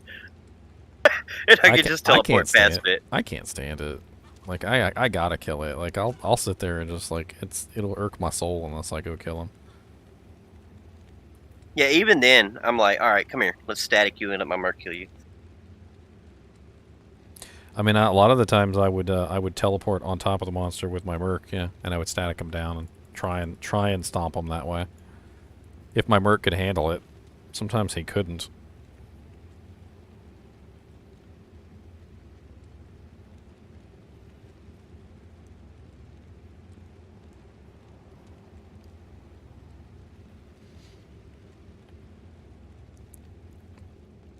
Oh, Javazons are notorious for having to give up on lightning immunes.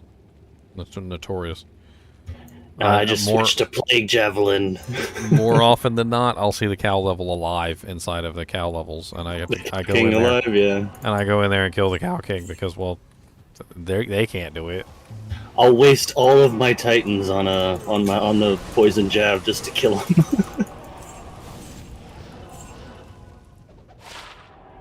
Now, freaking Javazons are so sloppy with their like cow runs too. Like I'll go behind Javazons sometimes, and there's just like tons of cows still alive all over the place. You just throw your poison javelin and then switch to your death whip till he dies.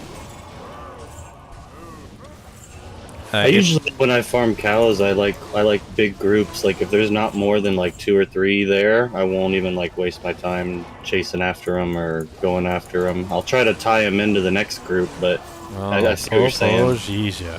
Sloppy. Hey, you do like 200 and some runs, it gets boring. Sloppy. I haven't found a single high rune. I'm not hiring you to paint my house, that's for sure. Like, well, I didn't want to paint that little section over there because, you know, it was just a waste of my time. Well, if I'm putting the 200th coat of the same color paint, I doubt I have to hit every spot. Like, oh, there's holidays. We painters call them holidays. Look at all them holidays all over the place. Your paint's taking the day off. Your roller, man. Dip your roller more. I can't stand that. You hear people painting and it's like dip your roller, dude. Well, thank you, Grovinus. Mr. Procky is 1/5 effectiveness of Conviction and LR only when using Sunder charm or at all times. The correct answer to that is only when the monster is immune. That's the only time that it is going to have the penalty. They didn't nerf the Sunder charms. They just restored Conviction and lower resistance to their previous only when the monster is immune penalty. How did they even code this? Apparently, it's outside of the Diablo 2 Lord of Destruction code. They added in new code. Because I've been trying to see if I can like maybe code them for LOD so the LOD players can use it, and it just doesn't seem possible. You'd probably have to mod the game at that point. I mean, they could probably just copy the Excel files, the little Excel spreadsheets that are inside of the files into LOD and see if they work.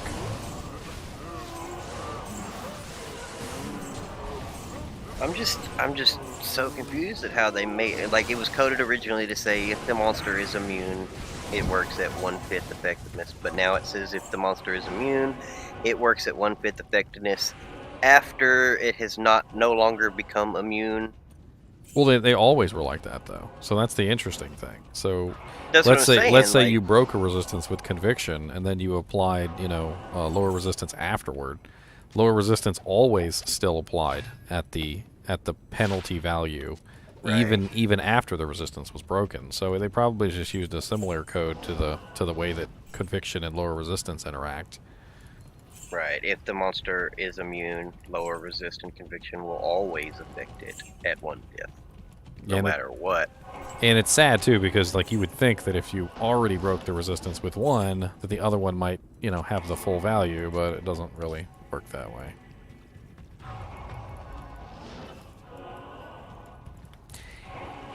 I mean, it's both a good thing and a bad thing because Conviction is broken as all get out. Like, it really is. Like, negative 150%, especially if you had a Paladin running with you, would just completely strip the monsters of all their resistances, even if they were immune. I mean, it already does that for the monsters that aren't immune, but... It definitely makes it easy mode when you're playing with one in a team. Like, it makes every sorceress that much stronger. Oh, yeah. The problem is all the paladins are like, no, I need concentration because I got hammers. Yeah. Hey, I have run 2 different Conviction Paladins, 2 different runs. I did a Vengeance Paladin and I did a Dream Paladin. This time, I'm being the greedy one and I'm going to be the Cold Sorceress. So somebody else is going to have to be the Conviction Paladin. Which, by the way, would be hilarious because I actually tested it. I did a Vengeance Paladin with all 4 Sunder charms, and he just walked around one-shot bopping everything. He didn't have any trouble killing anything.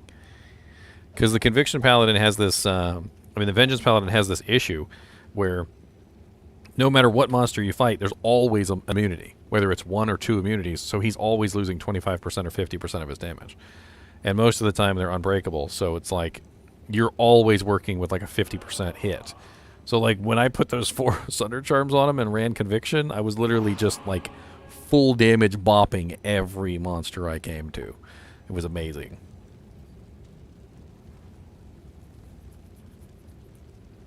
I'm pretty sure there was like hardly any monsters in the game that I didn't just one-shot. There was a couple that I think took 2 hits, but it was mainly one-shots.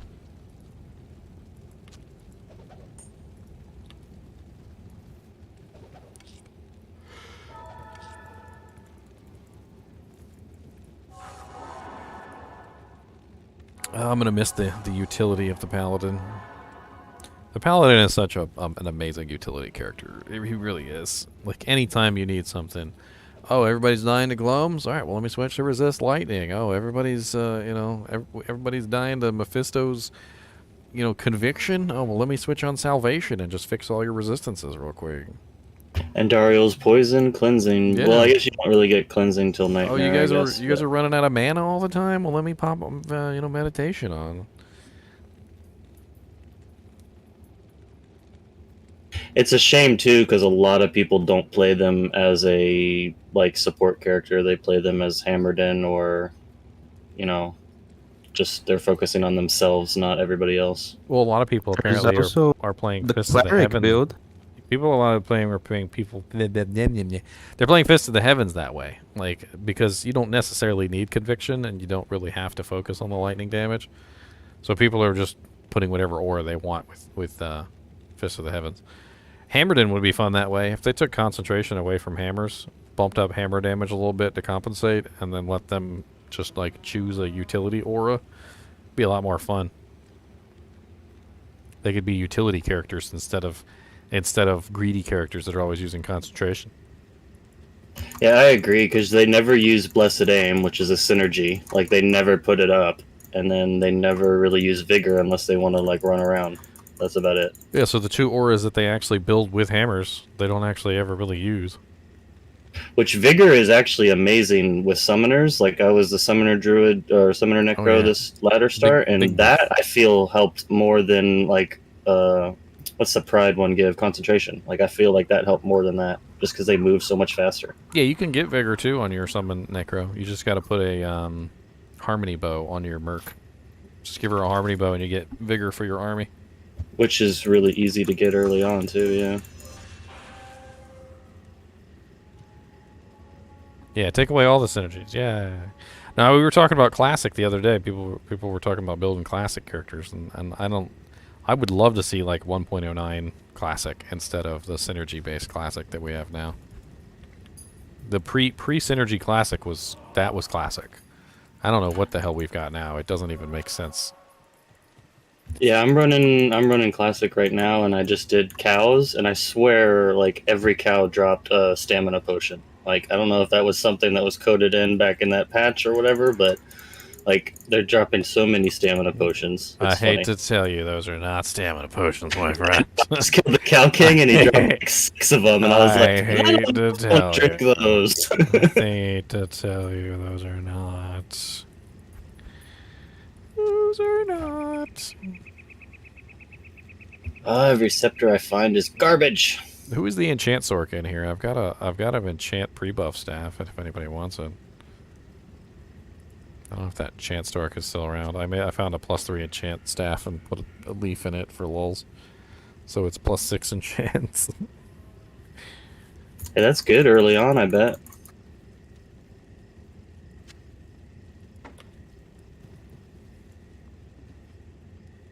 You.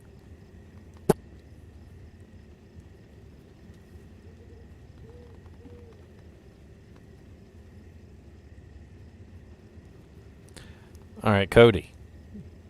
Go get your kitty.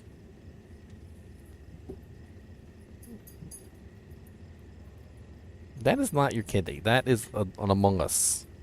That is an Among Us toy. Your little Among Us squeak toy. Where's your kitty? Where's your little kitty?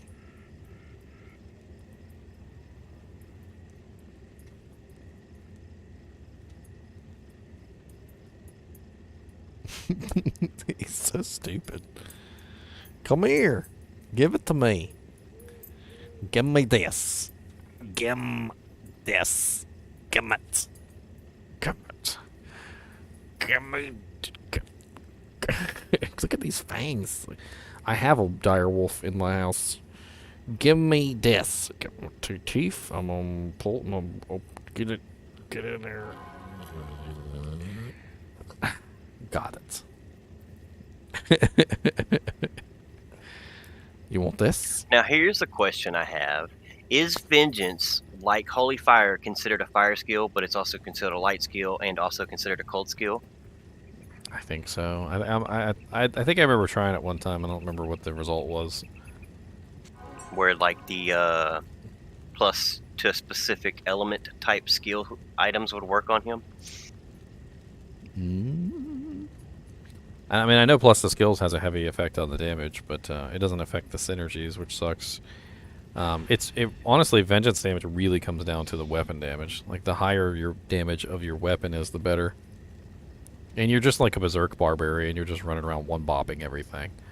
Like, you might not have magic damage as your main effect, but literally you dish out 4 different damage types: physical, cold, fire, and lightning. So, it's enough damage that literally most monsters, you just one-bop them. What did you use? You used... Either Breath of the Dying or Death. And when I tested it with the 4 Sunder Charms, I just used a Death because that was all I had on me at that particular moment. Or no, I didn't use a Death. I used What about Beast? Oath. I think Oath. An Oath. Which isn't even the highest damage item you can get. Oh, Kingslayer. I'm dumb. Kingslayer. Beast isn't high enough damage. It really has to be F to get the best effect out of the Vengeance skill.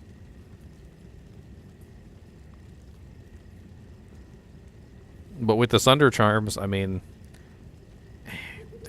the interesting thing with them is that I kind of like didn't focus on the cold because the cold was unbreakable. So even with Conviction, it didn't really do me any good. But I guess you could run the cold Sunder Charm now to break that immunity, so that you're not losing 25% of your damage every time you run into a cold damage target, a cold immune target. And then the physical damage isn't really that much anyway, so you wouldn't really have to run the physical charm. And at that I feel point, like you don't want to run more than 2 of them, because making up these lost reses if you're running all 3. I mean, you're a paladin though. Like, paladins have the easiest time making up reses with like ridiculous shields. I mean, if you really wanted to, you could run all 4, and then you could run like a 45 all res Sanctuary, which would roll up to like what, 115 or something, or 120. I can't even remember. So you could have like a massive res bump from a shield, which would take care of most of your issues. I mean, if you can overcome all the negative res, like, yeah, because you can get like, you get the passive on your freaking synergies to give you max res. Oh, there's your little kitty.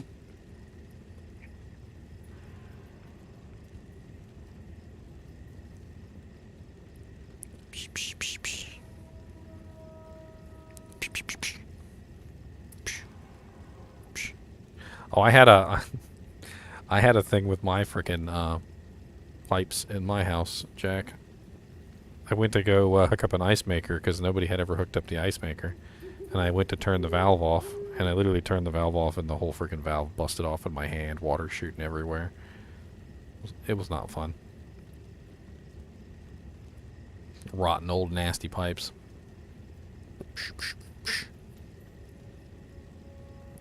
This kitty does not want to play with you.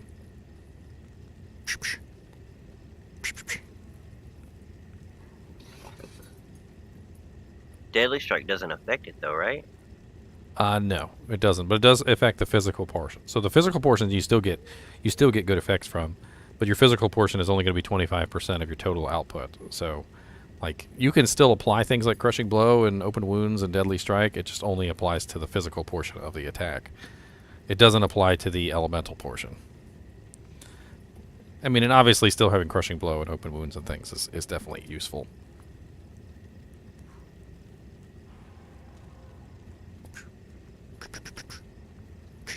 Ow.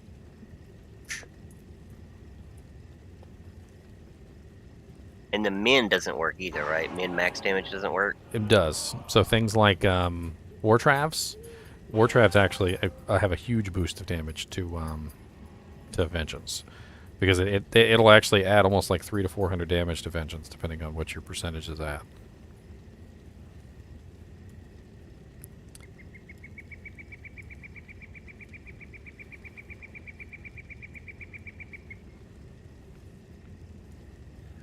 Let me ask you this: Eternity's +7 to men. Do you think that overcomes the 75% ED you lose on the death? Min has a really huge effect, and then on top of that, the well, as long as it's on weapon ED, it works, but off weapon ED doesn't. Death is okay, but Vengeance is a slow weapon, so. Death is a good budget weapon, early on, so that you can just murder things, because it's going to give you really high damage, but it's going to be way too slow. But your goal eventually is Breath of the Dying, because Breath of the Dying has a higher speed with the same damage output that Death has.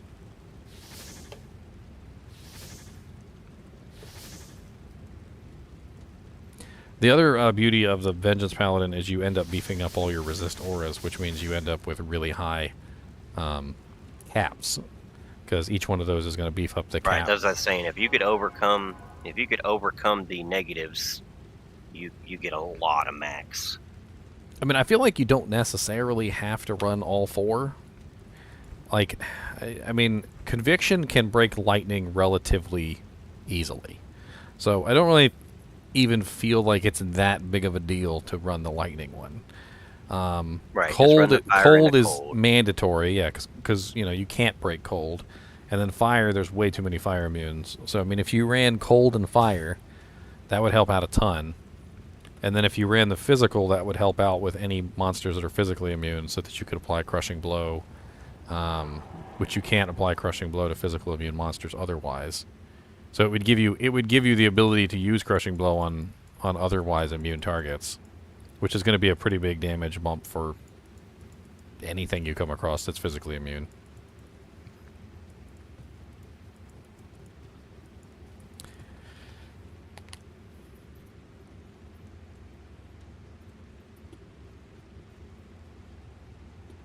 Obsession's indestructible.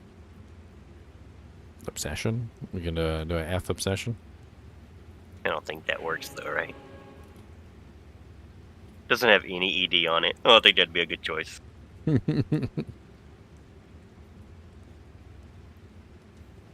No, two-handed weapons actually work really well with Vengeance because the damage output increases a lot, but you also lose massive amount of survivability.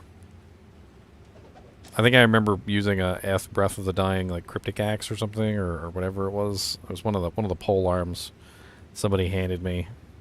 The damage output on it with the Vengeance Paladin was insane. I mean, I still have my Vengeance Paladin. I can go pull him up real quick just for lulz. He's just my offline character.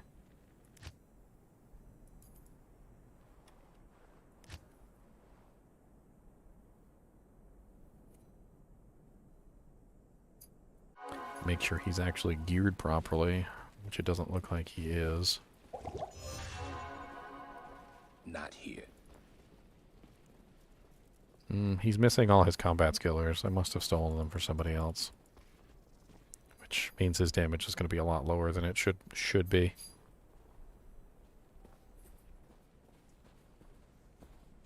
Let's see what kind of equipment he's running.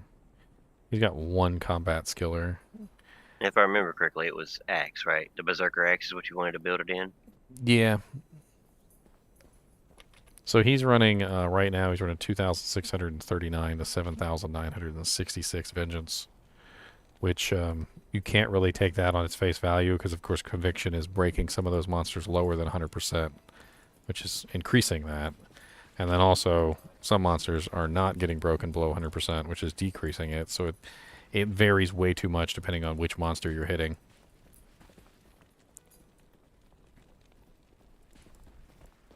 I did have a pretty big issue with attack rating on the Ubers, though, because they're so high level. And Mephisto's Conviction cancels out my Conviction, so he doesn't lose his defense.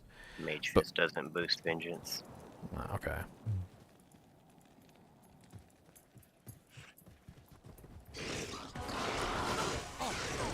I always wanted to try out something, and I probably will try it out now that ladder's over. I always wanted to try out putting 2 dreams on a Vengeance Paladin.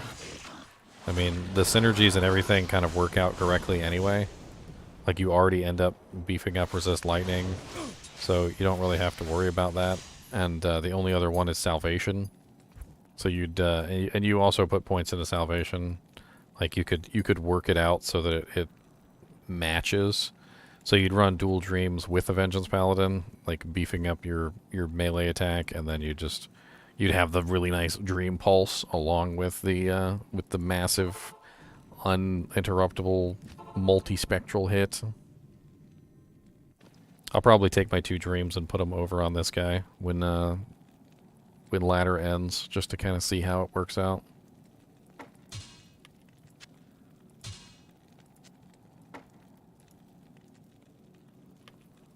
Max damage charms, though, end up being one of the best things you can put on this character, because each max damage charm has a huge effect on your damage output. Like this plus 318 that I've got adds 64 to the top end.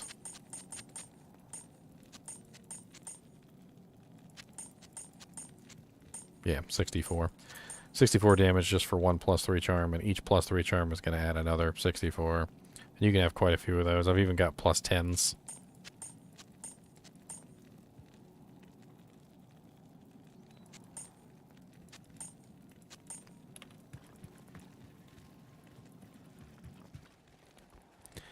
This Oz, I believe we found it in the cow level early on in ladder. I'm pretty sure that's where it was.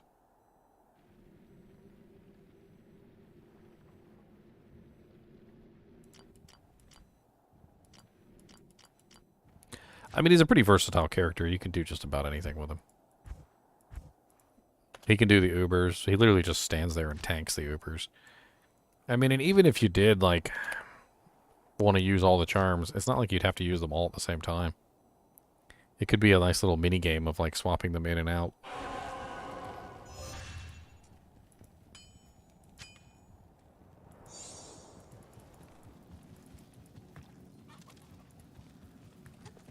I don't know. It's still up in the air. Claim TV. The Trap's in, if it works properly, could potentially be one of the best characters. But if they don't allow negative enemy resistance to apply to the traps, the Sunder charms aren't really going to do too much. Just breaking the resistance might not be enough. And we calculated it out earlier. So even if you had an infinity on your Lightning Assassin with the Sunder charm, you're only gaining about 15% extra negative resistance. That's assuming no other negative resistance is applying to the target. Yeah, if nothing applies on traps, then the Trap Assassin is going to be the same as it was before. Like, they usually were able to break lightnings anyway. What do you think about, like, a Sork or somebody using an Infinity themselves? Oh, it's always That great. way they get the extra negative. It's super powerful. Yeah. To answer that question, all you got to do is go play a frickin' lightning spears on, and put the infinity directly on the spears on. She literally demolishes everything. The negative resistance combined with the conviction is insane. The Infinity Nova Sork is a very common build. Really? Oh, okay. I didn't even know about that. It's because Infinity has such a high amount of negative resistances on it. It's negative 65, I think, top roll or something. Yeah, I got like 7 of them sitting plus on the character. Your conviction.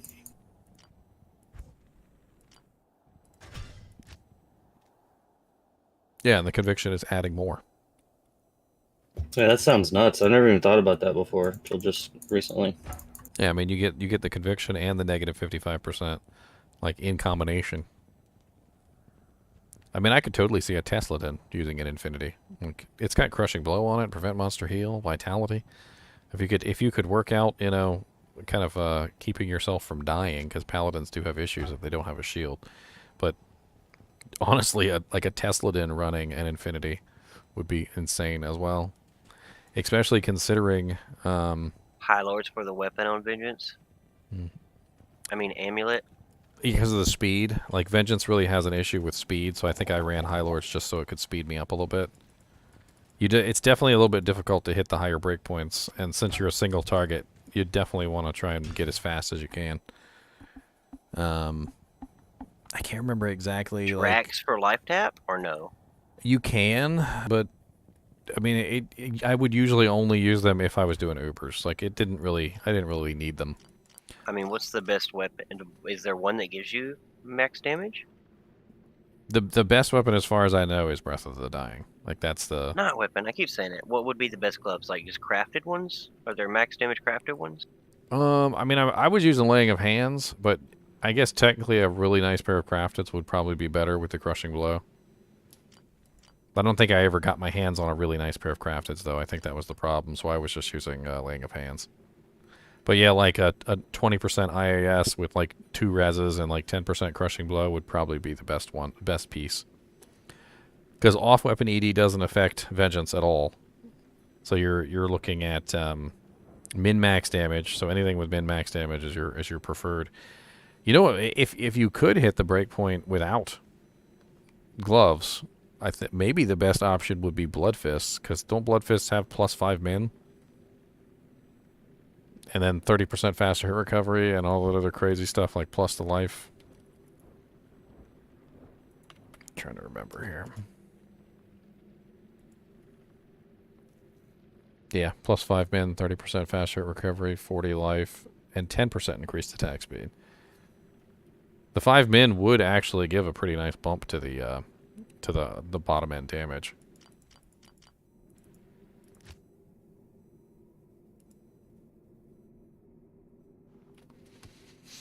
It really is just too bad that Vengeance is just such a single target ability. I mean, it's exactly like Berserk. It's you walk around and you just donk things. Like, that's your whole job in life. You're just donking everything one at a time. Something about resist. What is it?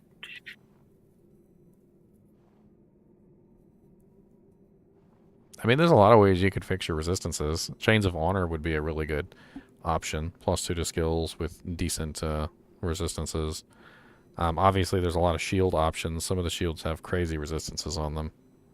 Well, I was doing the Dream thing you were talking about, but yeah, that's not going to work probably. Dream has resistances on it too. It just rolls funky.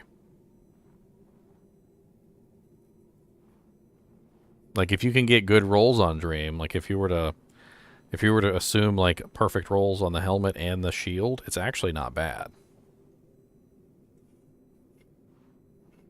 Problem is, sorry, it was set to freaking the attack one, not the resist one. So now we're at -5 fire and cold. Just got to overcome that. Well, oh yeah, that's right. That's right. I remember. That's why I use Laying of Hands, because Laying of Hands have 50% fire. I remember I had an issue trying to get my fire resistance up on the Conviction Paladin, so I was always using Laying of Hands so that I could counteract that negative.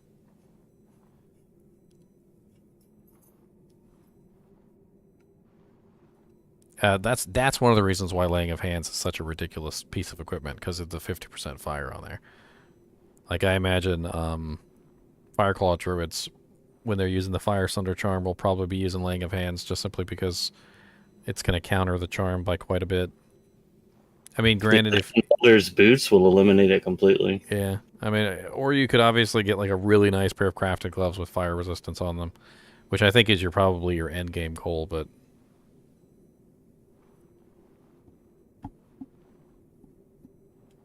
I can also get a better ring. Like right now, I'm just running the Bocatos. And obviously, Raven for the Can't Be Frozen. Some pretty sexy rings. A lot of rings actually can roll with min and max damage on them, and they're actually really sexy. What about the 2-piece Death? What does that give you? It gives you 30% faster attack speed with Cannot Be Frozen, so you wouldn't have to run a Raven Frost. And then you also get all resistances. I think it's 15 with like a massive poison bump. I think it's like 50% on the gloves. It's actually a really nice combo, and it would open up an option to put something else in your ring slot.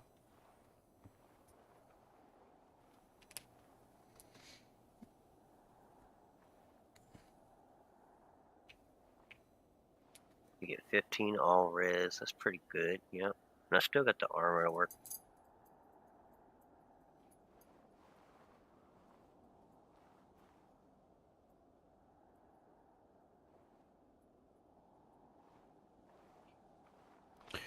Noogie.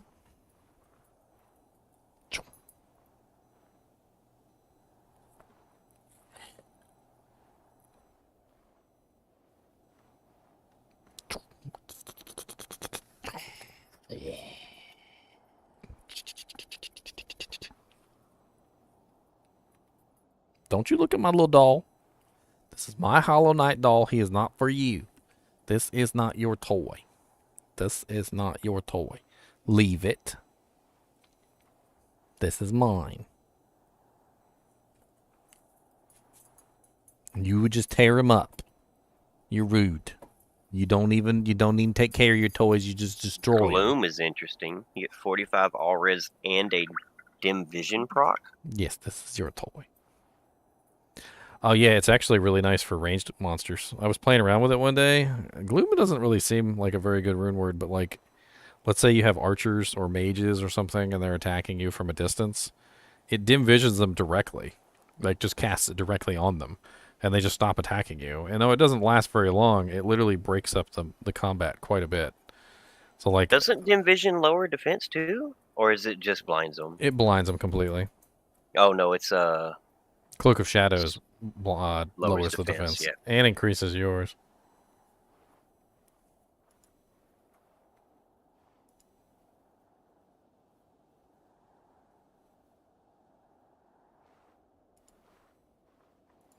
That puts me 45, 45, 85, 75.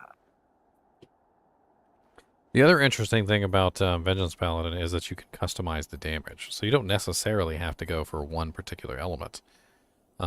You could be going for, I mean, all the elements. You could be going for one particular element over the others. Like, you could cap out the lightning, and then you could cap out, like, the cold or something, and you could leave the others kind of relatively untouched. And then you could also beef up Sanctuary instead, or sorry, Salvation, which actually affects all of them. So if you were going to do a Dream Paladin, you would probably beef up Salvation instead, which is actually going to give you a damage boost on all of the damage types for Vengeance in the process, although it's not as much. It would still give you more damage to Dream and less damage to Vengeance, so you could balance it out that way so your AoE damage is higher. Like, when I did it, I hardly put any points into the cold, resist cold, because I realized resist cold was just kind of useless for me. All the cold immune monsters that I couldn't break, it was just a waste of damage. So I focused it instead into lightning and fire.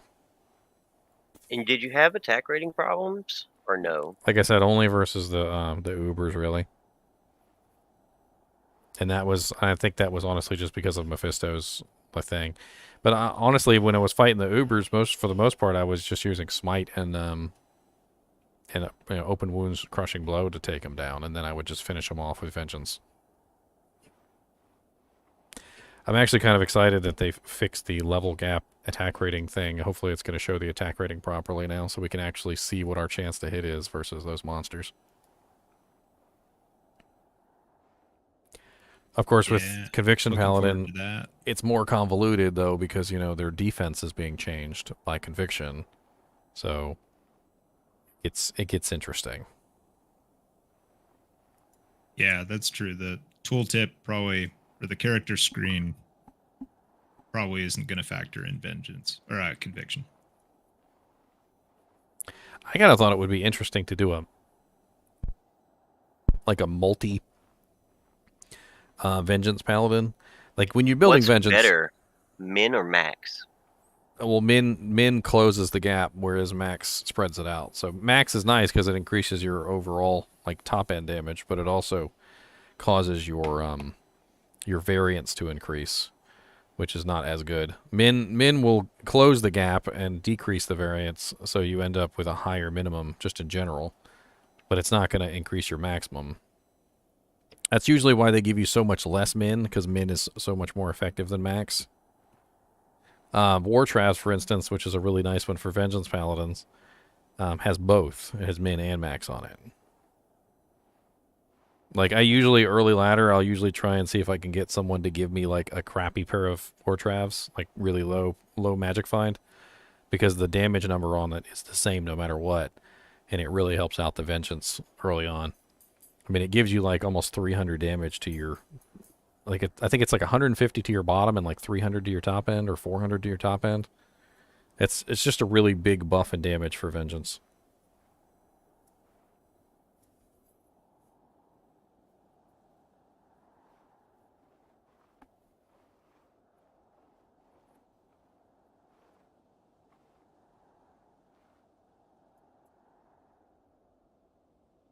But I was thinking, like, what if you just did Infinity Merc, like Dual Dreams, and then ran like Holy Freeze or Holy Fire, like as your aura.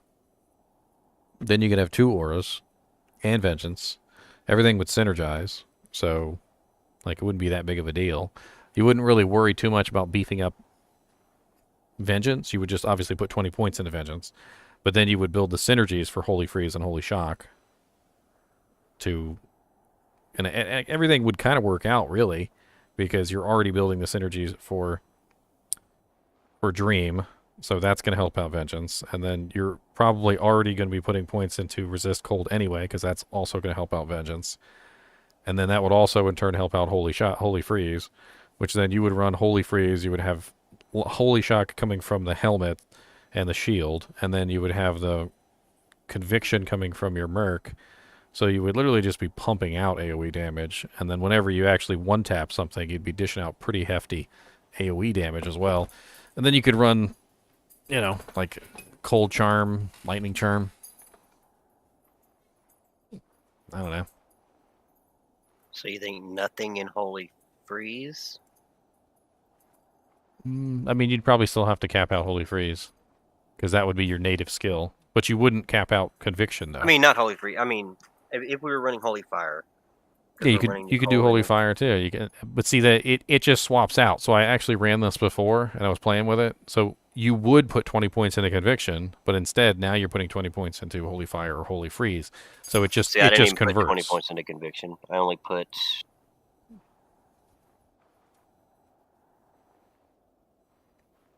Well, it's also that Conviction's further down the tree too, though. So you save points by not going down the tree at all. Whereas Holy Fire is at like the beginning of the tree. It's all weird, and Vengeance has so many synergies, but like I feel like there's a build there somewhere hiding in the items. Like maybe even a Hand of Justice one. Like I don't know. Well, Hand of Justice is kind of crappy for Vengeance, so that's the problem.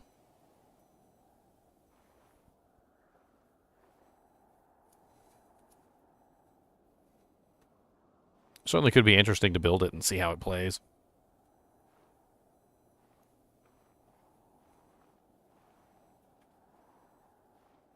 I bet you it freaking demolishes, though. Well, the idea is to have more damage. The Holy Freeze that comes from the Act 2 Mercenary is okay, but it has no synergies. It doesn't really do very much damage, and it doesn't have as big of an aura as the native one. If you build native Holy Freeze and you beef it up to the highest level that you can, it's actually kind of insane how far it goes. Let me actually pull it up real quick. So, I mean, let's assume that you have, like, at least level 35 Holy Freeze, which seems pretty standard for, like, a Holy X build. You're looking at a radius of 26 yards, which, as we were talking about earlier, 23 yards pretty much hits the entire screen anyway. So your Holy Freeze is literally going to be hitting the entire screen. And then on top of that, it has a movement speed debuff of 57%. And that's level 35. If you bring it up even further, like if you can get it up to level 40, now you've got a radius of 30 yards, which means it's hitting everything on the screen and stuff that's off the screen.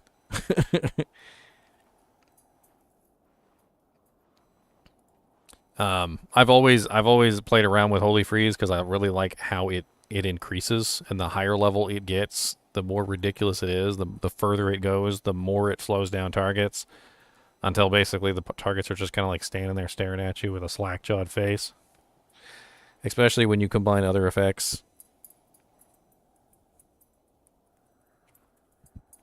Yeah, with Sunder, you'll be able to slow everything. Exactly.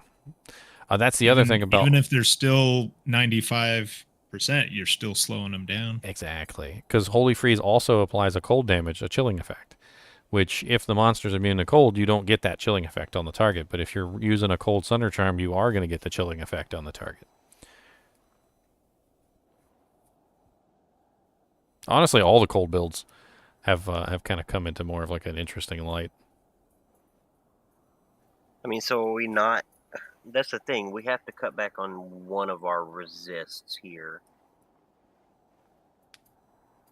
I mean, if you were going to go with Holy Fire, you would probably cut back on the cold. If you were going to go with Holy Freeze, you would probably cut back on the fire. I mean, you're definitely going to build Lightning if you're using Dreams, so you have to build Resist Lightning and Salvation. Right, those have to be maxed. And Salvation is also a synergy for the Holy X's, right? Cold Rupture here, with the fact that you're running Holy Freeze. I like that. Yeah, so you would. So what you would do is like, if we take a look at the tree real quick, hold on. Because Salvation is also a synergy for Holy Freeze, right? Yes. So you're kind of like combining purposes here. So you don't really have to worry about spending an extra 20 points in Salvation, because Salvation is already beefing up your Dreams. So then it's also beefing up your Holy Freeze aura already. You're just swapping Conviction for Holy Freeze. I'm sorry, I thought we were maxing Salvation first because it was more important. I mean, you have to max Salvation if you're going with Dreams. That's how it works. So you would be maxing Salvation, Resist Lightning, Resist Cold. Yeah, because Resist Lightning and Salvation are the synergies for Holy Shock. So if you're going to run Dream, you have to run both of those. Yeah, we don't have enough points for all that, sir. Well, you don't have to put any points in the Holy Shock. Don't have any points in Holy Shock. We come up from a land that's sundered. Let me go to an offline character who actually has points to play with. I have 1 point. I have the 1 point wonders of Holy Shield, Vigor, and then I have Salvation maxed. I have Resist Lightning maxed. I have Holy Freeze maxed. I have Vengeance maxed, and I have Resist Cold 3 off of max, and then I'm out of points. Oh, Moons, you better take cover. Good Druid build. There's lots of good Druid builds. I guess we could pull out of Vengeance. We could take 3 points from Vengeance and put it into Holy Freeze. Or Resist Cold, rather.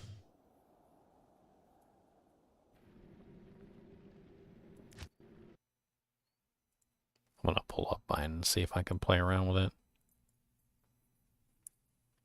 I mean, whatever you do, you're going to be sacrificing a little bit of damage in Vengeance, but I think that's probably for the best, because Vengeance really kind of does plenty of damage. So you're not really sacrificing that much. Plus you're getting a huge boon of extra elemental damage from the other 2 sources.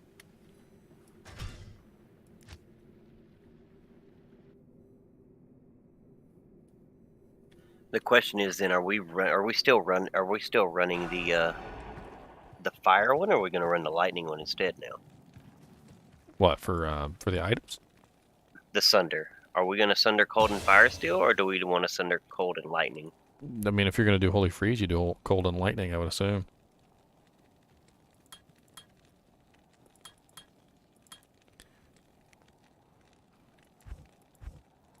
So, assuming... Let me go ahead and put these points in real quick.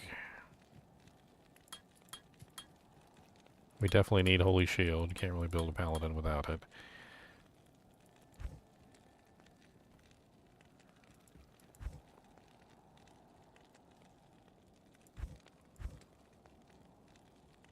It's actually not bad. I mean, assuming that you put 20 points into Holy Freeze, 20 points into Resist Cold, 20 points into Resist Lightning, 20 points into Salvation.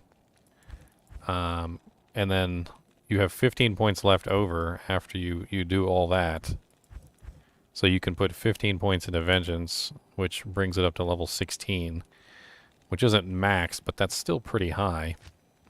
And then you're looking at maxed Holy Freeze, max Dream, and then you'd have Infinity on your Merc, and then you could attack with Vengeance. You could also attack with Zeal too, so you could do either one. I could go grab some Dreams real quick. He's already got the Cold Rupture Charm on him. Now, are we doing offensive auras or combat skills now, since we're doing...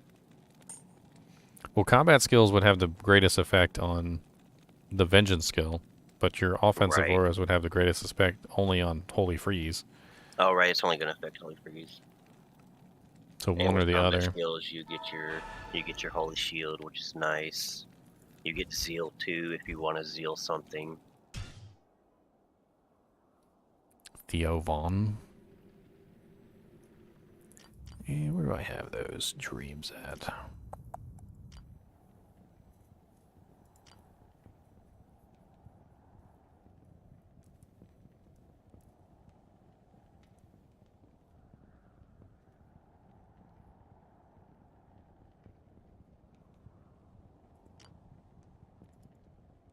I literally have a paladin named Dream. Wonder if they're on him. Good day. No. Nah, they're full of something else. It's totally not on him. I must have already taken them off, which usually explains it. What's up, Shogun Nando? Your Vengeance is hitting for like 20k, and then your Holy Freeze is only ticking for 43 or 400. Shock is ticking for 1500. And of course, double damage within melee range. For both. No, it's perfectly fine to start with this game, Nando. Honestly, Diablo 2 is probably the best one out of all of them, so... I mean, if you're going to start with one, probably start with Diablo 2. Diablo 1 is definitely a fun playthrough, but it's certainly a little dated. I enjoy playing it, though. And Might doesn't affect Vengeance? No, off-weapon ED does not affect it at all. Only on-weapon ED. So if the weapon if the ED is on the weapon, if you can apply ED on the weapon in any way, it'll work. So like, if you have a socketed weapon and you put like a 40% ED jewel in it, it will affect it. But if like you put, a head striker? But if you put the 40% ED jewel in your armor, it doesn't affect it.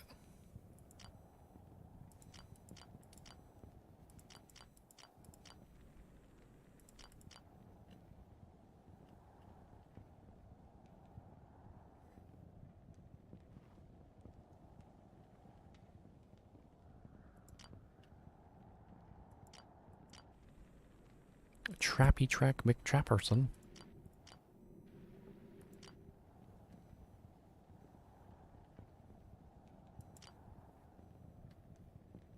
Yeah, I can't seem to find the dreams.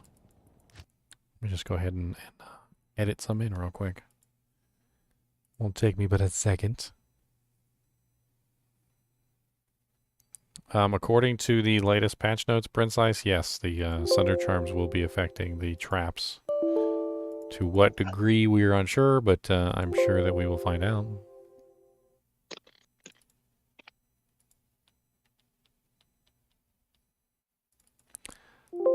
Yeah, it's not the fact that the sun. That's not the issue. The issue is assassin negative gear going to affect the traps. That's the issue. Yeah, that's basically what I'm trying to say. Like, we don't know whether that's going to be the case or not. So we're still kind of like up in the air. It sucks that this build takes 99 skill points. Dream helmet. I guess Salvation would be the last thing you maxed.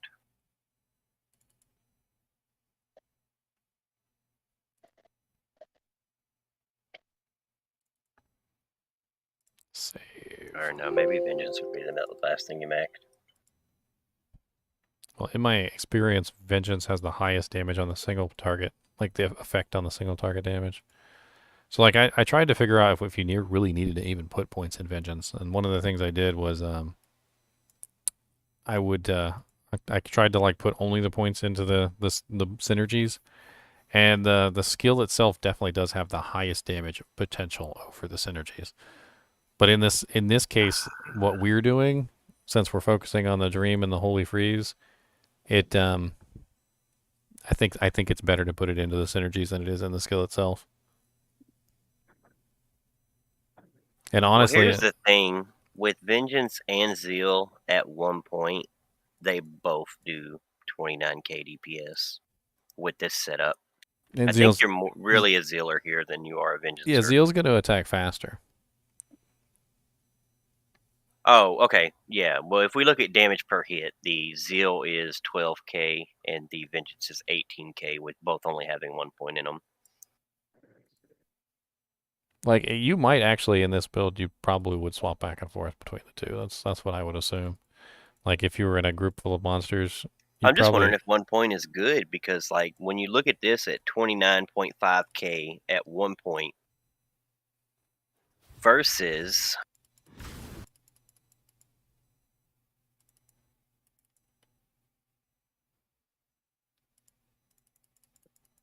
17 points.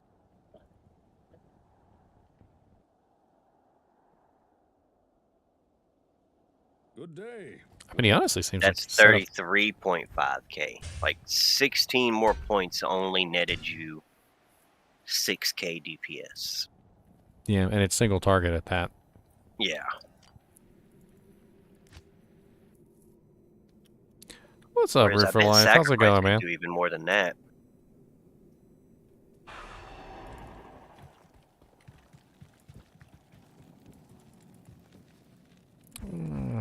Here we go. Dreamaleams. No.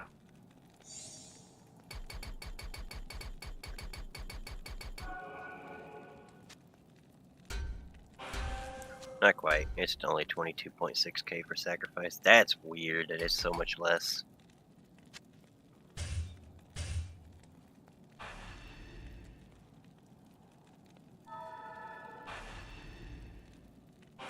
Imagine if they did what they did for Holy Bolt with Sanctuary, where it did undead and demons. That'd be nuts. I wish Sanctuary was like did undead and demons. Yeah, because I've never really messed with it too much, just because it was only undead. So it's like you only got so many areas you can even use it at. Like I kind of messed around with it, but not recently at all. Not with any of the new crazy rune words either. So how would I go about making a good assassin? What archetypes are there for assassins? I mean, there's trap assassins. There's martial art assassins. There's kick assassins. There's all sorts of. You want something fun? You make a Riftson. Yeah, I did a Rift Pally, just Zealer, and it was fun. I could imagine how much more times you'd proc with the Sin. I don't know.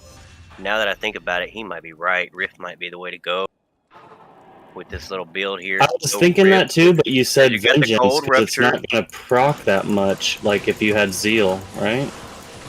Yeah, if we go with Zeal, with Rift, oh my goodness, because we got the Cold Rupture, right? Yeah, that could be fun.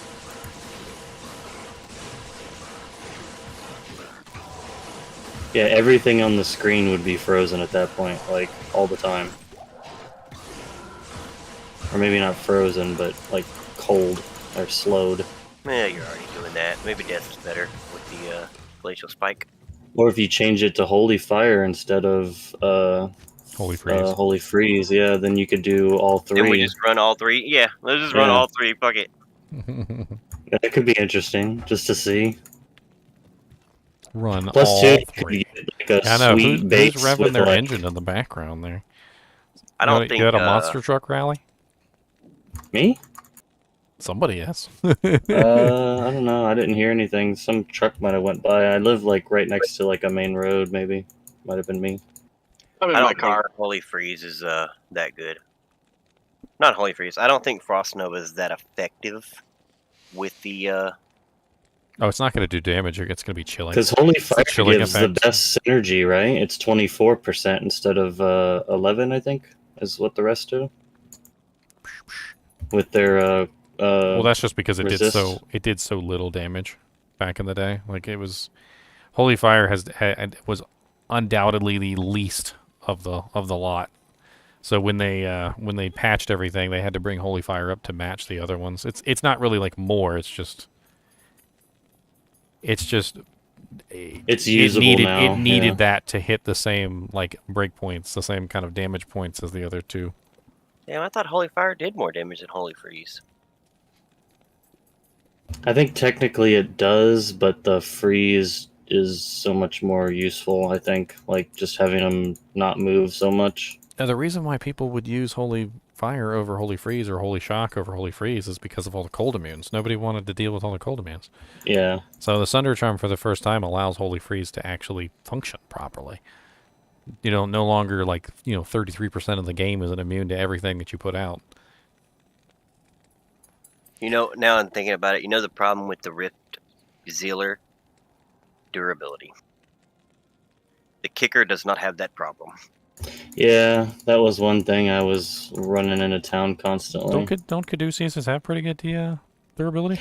I never made mine in a Caduceus just because I never found one that was like four-socketed, and I'm pretty sure Caduceus have like really high durability.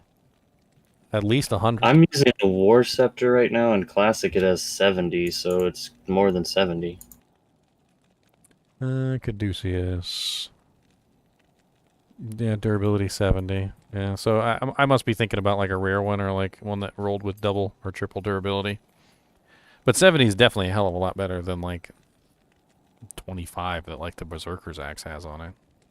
Well, I'm sorry. When I say Riftsyn, I wouldn't use Rift. I would use Voice of Reason. I mean, the negative cold on Voice of Reason is definitely better for a build like this. Yes. Oh, and yeah, I if you forget how can't many be items frozen. do that. Yeah. Oh yeah, can it be frozen too? Then you could avoid a lot of stuff. Yeah, I've always felt that Voice of Reason is better than Rift. Like, yeah, it's a little bit lower, but you're doing 2 different cold spells, and you've got negative to counteract the fact that it's a lower skill level. Rift is also a lot easier. It's just Gull, No, Voice of Reason's even easier than that, man. It's Limco LL'd. Wait, I thought there was a Vex in there, no? No. I'm thinking of something else then. No. Oh, so that's even way Rift easier. is definitely harder to get the Voice and Reason. I think it just has a higher proc, isn't that it, or something? That's why Rift is used more, I guess. Yeah, it's got 5% Rift is more. like 25. One of them or is on 20% attack, and one of proc. them is on hit. On right? striking. One of them's on striking, so it's not even like if you hit. That's right. That's why Rift is good, is so like even if you miss 4 out of your 5 Zeal hits, it's still counting as a strike,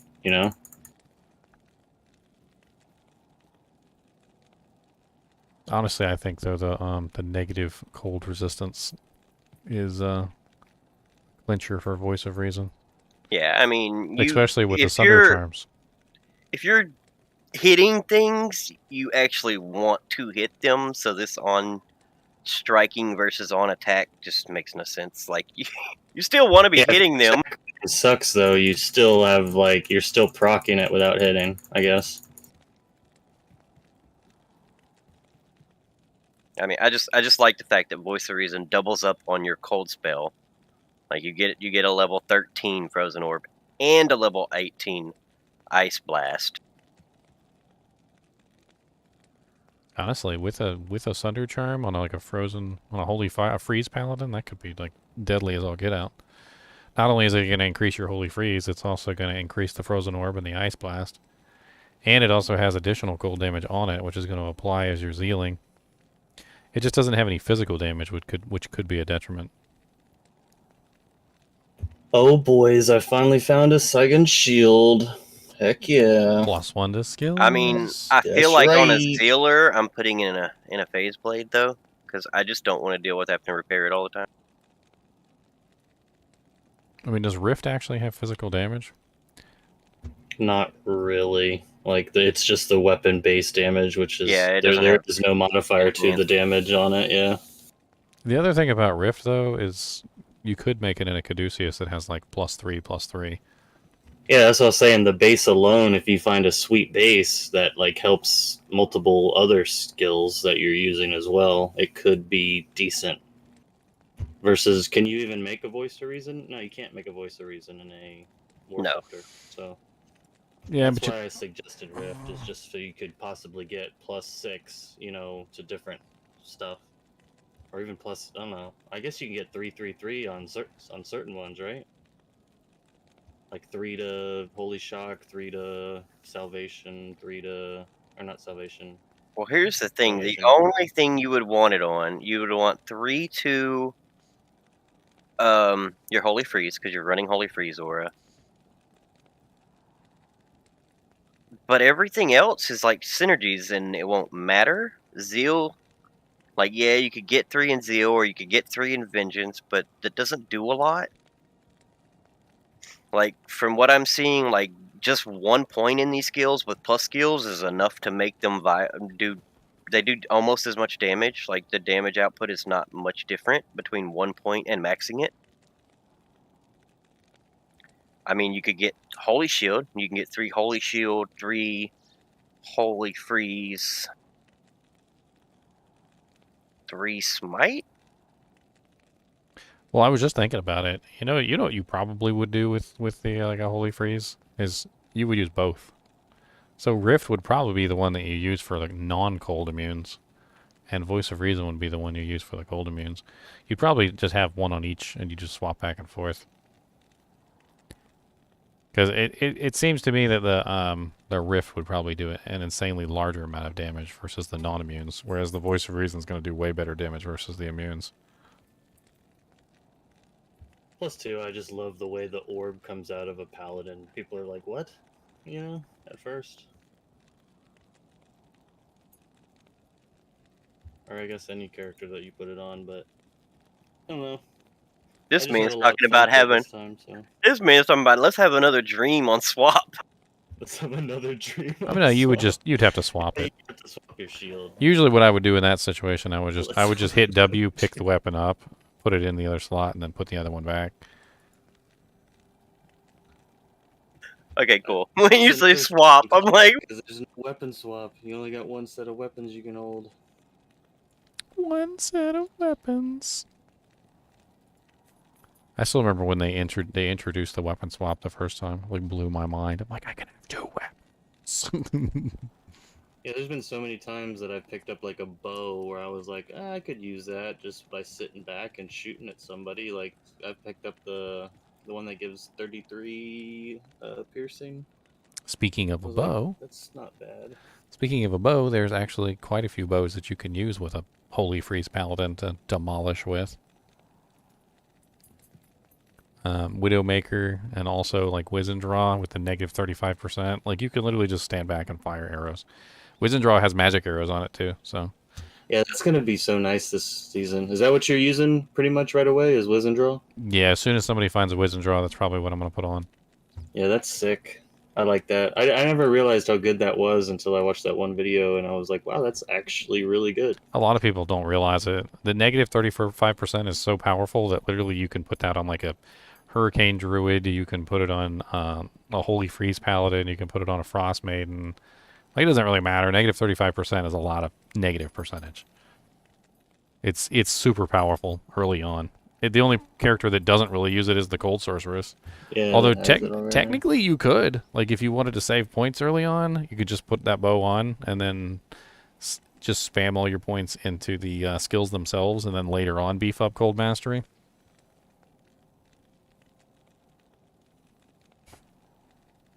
And it's really low level, too. I think it's like level 35 or something. I don't know why I find it so funny that I just got so hyped for this Sigaon shield. It's only level 6. I'm level 36 now. Because it's like the only +1. Yeah, it's just funny. You're going to want to socket it, and you're going to want to put a diamond in it, a perfect diamond. See, but how do you socket it now? There is no Act 5 quest. Yeah. That's what I was just I was looking at my 2-socketed shield that I have 2 26 flawless diamonds in, and I'm thinking, oh man, I'm about to lose 24 res or 26 res, whatever. So there was a bug a long time ago where you actually had access to the socket quest in Classic. People, what? Yeah, people How the heck did they do that? People abused the crap out of it for a little while until they patched it. In Act 4 or where? In That's what I'm saying. Act 5. But how did you get to Act 5? Was it a trick? That's the funny thing. Trick, huh? Tyrael, take me. I'm talking to Tyrael. Come on, Tyrael, grab me.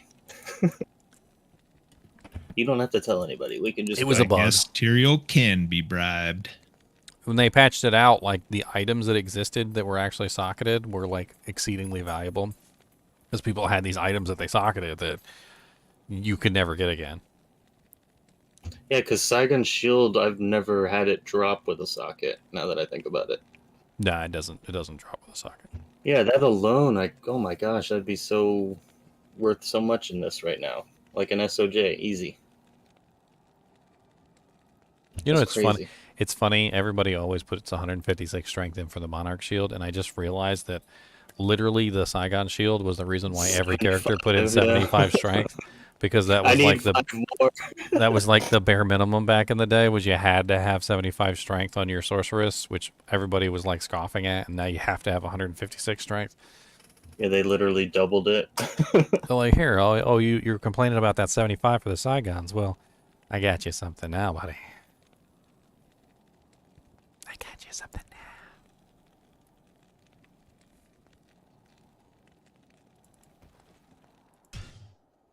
I mean, honestly, I didn't even put Conviction on the guy. I just put Dreams and did the Holy Freeze and kind of played around with it. Even in Players 8, he still kills relatively fast. And that was without the Infinity running on the Merc. I'm assuming that with the Infinity running on the Merc, I probably would just walk through everything.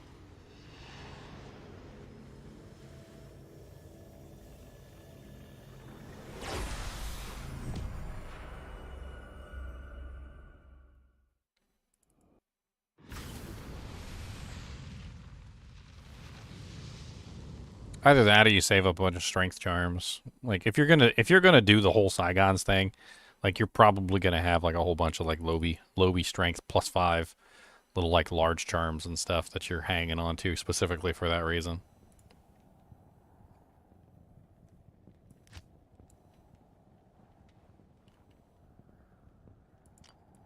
All these mules that I need to delete.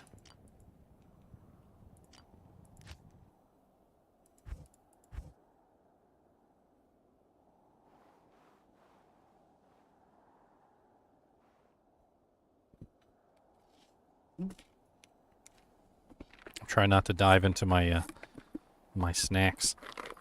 All these snacks for a ladder. Let me check this roster and see if it's changed any.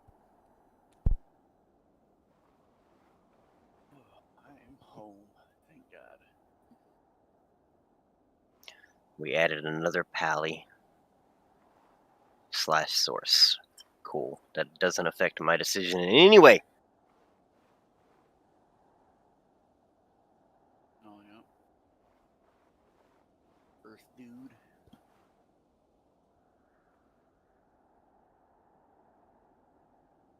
We're up to 44 now. Jumped up a lot in the last couple days. All right, we got 16 sources. 12 paladins.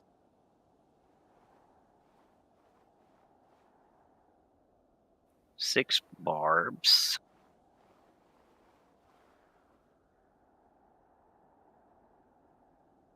7 sins. Yeah, I'm not doing sin now. 9 Zons, but almost all of them are bozons.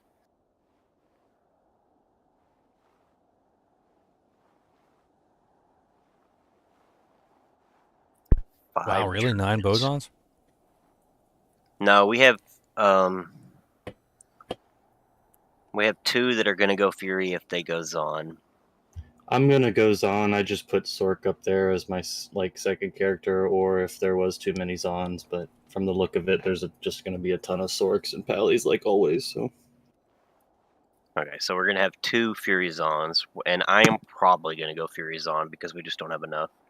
So that'll be 3. I should be able to hold down pretty much anything we fight when the ice is on. Like crowd control wise, especially once I get the Sunder Charm, we're not going to have any trouble fighting or killing anything. Even if it takes us a while, I can just lock it down with the ice skills while you guys kill it.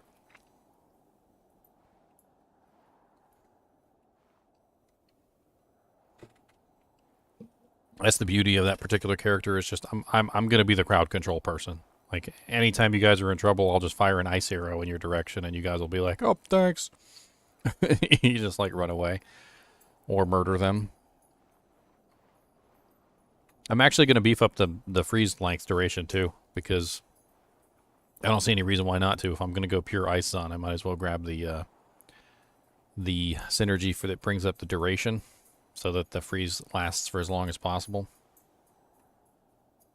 And hopefully eventually I'll get my hands on the ice bow, ice rune word, so I can have even more freeze duration. 1 wind druid, 1 summon druid, 1 shapeshift druid, and then we got 1 guy going fire, tornado, fire. What? What? That's Fire interesting. tornado. Yeah. I'm gonna start fire, No, and then it's I'm probably gonna. his progression. Okay. Yeah. He's I'm gonna gonna- respec. He's calculating in all these respecs, which is silly. I'm gonna respec myself 17 times. And then the before we other hit one that is net. to be decided. And then Necro, we only got 3, but I don't want to be Necro. I did a Necro last time, and I don't know. I mean, I can do it again, but I'd rather do something I would rather play, I guess, than something I did last time. I mean, Necro does have some interesting choices, but I've already done that. I'm trying not to repeat the same character. So I already did Necro once. That was the Necromancer, which was a full summon. I already did a Conviction Paladin. I did a Vengeance Paladin. Vengeance Paladin. I did a Dream Paladin, which was my God Zealer. I haven't done an Amazon yet, like on ladder. So I want to play around with an Amazon, especially an Ice Amazon. I also don't want to pick a first character that like requires like some god tier stuff like dreams and dual dreams and like all this crazy stuff. I want to try to get it to where I don't need that much, like to survive and function. Well, yeah, that's why I don't want to go Necro, because I don't want to play summon, and poison just requires. Hey man, I had full training and- after D2 just because nobody was Necro and everybody was giving me their Trang stuff, and I had full Trangs and I was max res and hell, like I was summoned, but it was not, the most fun, but I was cursing stuff and that helps a lot, Mm-hmm. I don't even know how I'm gonna do my point distribution for this girl. I guess she's just gonna stack freezing arrow like as soon as she can, and then her cold arrow, and then freezing arrow, and then the synergies.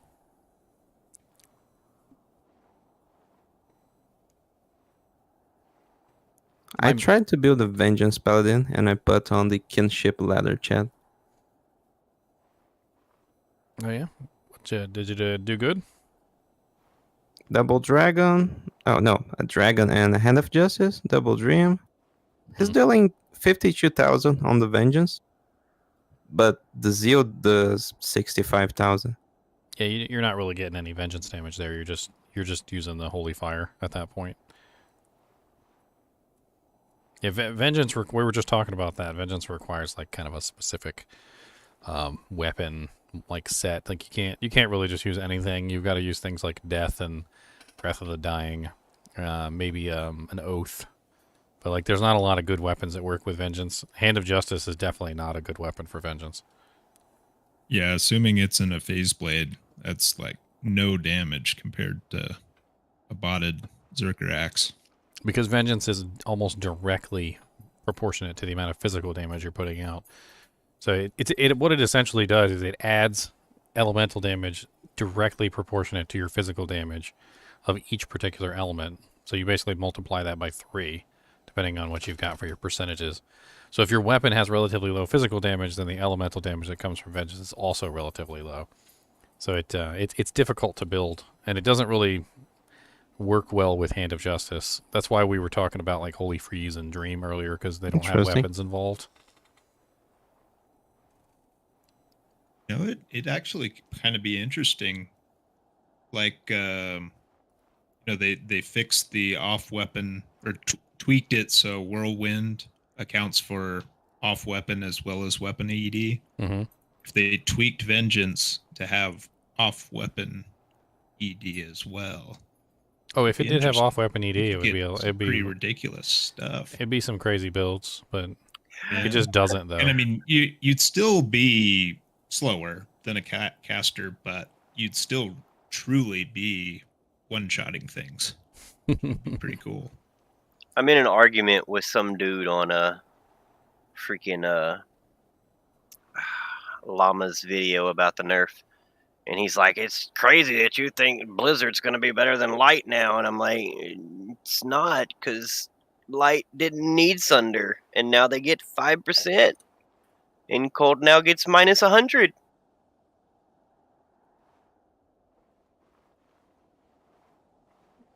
I mean, the ability to break cold immunes is huge. I mean, Cold Sorceresses didn't really have much issue except for with cold immunes. That was it.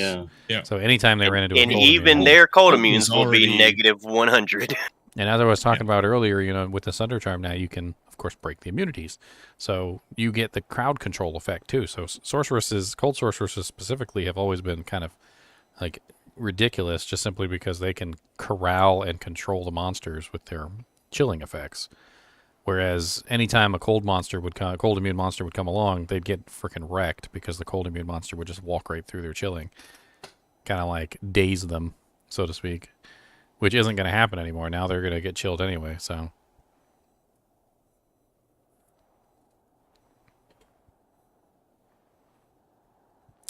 Cold Sorceress. I think Cold Sorceress is a favorite among a lot of people as well. Yeah, it was like the easiest to farm a lot of bosses. Like, you could still farm Andy, Mephisto, like, over and over and over and over and over again. So easy. Especially Mephisto. Like, I've farmed, like, way back in the day. That's what I used to farm as Mephisto. I'd get my Shaco. I'd get, like, a few good items. Viper Magi, something like that. And, like, just a Shaco and a Viper Magi, then you are so much stronger. So this poll was done before the nerf was added, and kind of ran through the conviction penalty. But I basically asked a very simple question. I said, what element do you think is going to be the most popular in Ladder Season 2? And obviously I left magic out because screw Hammerdens. But I did cold, fire, lightning, poison. Because they didn't need it. And cold was 55% of 1,300 votes. Fire was 18%. Lightning was 20%. So the majority of our poll here is taken up by cold, fire, and lightning. And fire is actually a lot higher than probably ever would have been in the past. Fire is what everybody wants to play again. Like, they remember the days when you had a Fireball Sork that could do, like, ridiculous damage and just kill everything.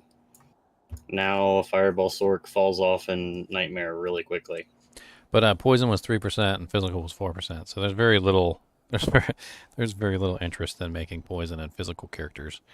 Fire and lightning, I think, are probably the two that stand out. But lightning, I think, has always been popular, so it hasn't really gained in popularity at all. I think a lot of people are just looking at it like, hey, it's a pretty staple build. It'll work fine. I won't have to get Infinity right away. I could just grab a Sunder Charm, maybe like a Crescent Moon, and some other various items. That's probably what they're looking at. And then I think the interest in fire is really just because fire just hasn't been very good for a long time. It's literally the new hotness. Mm-hmm. It's the new fire. I just found a Bone Snap, and I'm so mad that I'm not a freaking barb right now. A bone snap's great. Yeah, not on a paladin though. It has 253 ED. What's the max on that? That seems you need high. some goblin toes. Goblin toes are the crushing blow boots. Hey, I just found Sigaon's shield. Okay, I'm trying. I've been farming normal everything, and actually cows are amazing. Oh man, I forget about when you. Dang it! You kill Diablo. You got so many seconds to leave. Damn it. Ginger, run a poll for me. Should I run Poison Necro? I mean, Poison Necro is 3%, and if what your goal is to run the... If your goal is to do the least used character, then because you seem to be like looking at the chart trying to figure out what we have and what we don't have. It definitely seems like my goal is to run the character we need, and I just don't think we need a Poison Necro. How about a Poison Javazon? That could be interesting, actually. Yeah. I actually theory crafted one like full through. She's actually really powerful. And that was before Sunder Charms. Lately? How's rabies? Is it still poop? Yeah, rabies is still kind of poop. I can't. Like the way Poison Jab is required to be played is where you throw a jab and then you switch to your death whip. I can't do it. You don't have to do that. I played it through and I was messing around with it, and you don't have to do that to make it work. Where's my stupid little Poison Javazon that I had built? And the question is, with Poison Jab, like, what is your single target? Like, you can't do like you can with Lightning Fury. Yeah, Charge Strike. Yeah, Charge Strike is just so good. Like that's why I like so I can kill all the bosses real easy. Poison Javelin only requires 40 points. You could still build Charge Strike if you wanted. Without putting Fury, yeah, okay. I never even thought about that. And they separated Fury from the melee skills, so you don't even have to build Fury. Where is that freaking Poison? I can't even remember what I called her. I definitely had fun on her though. It was an interesting build. She worked really well, and her AoE damage potential was kind of insane. And she really didn't have much trouble killing anything.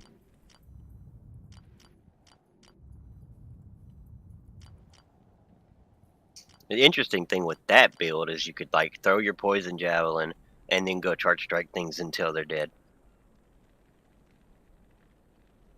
I mean, you basically have access to 2 poisons on the character because there's 2 different skills. One is a extremely high damage long duration poison, and the other one is a like lower damage short duration poison. And I can't for the life of me remember where I tested this character out. You know, it might have been on PTR, now that I think about it. PTR has a separate save file.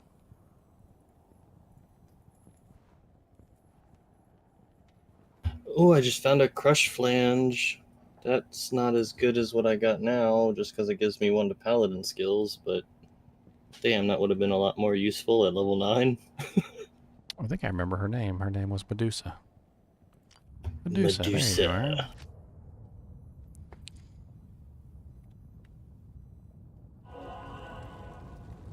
Am I re-rolling for my Boson plan? Absolutely not. I'm still going to be playing Boson.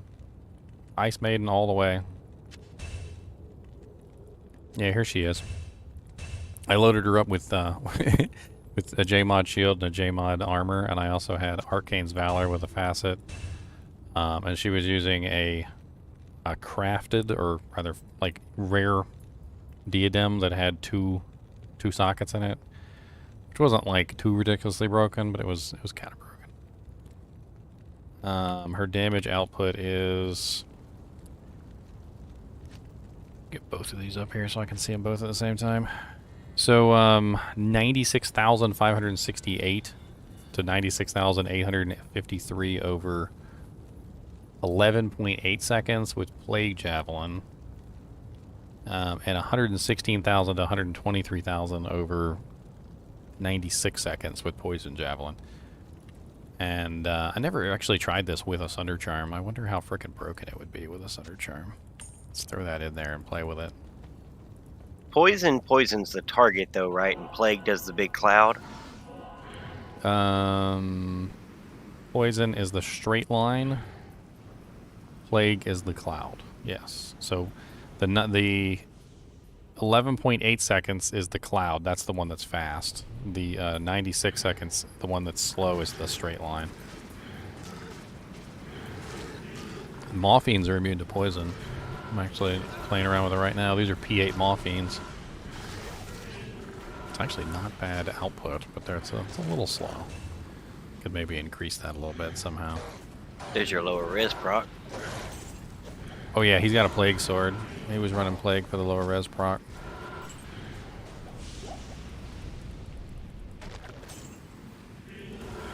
I mean, these guys right here are immune to poison, the morphines. That's why I came here.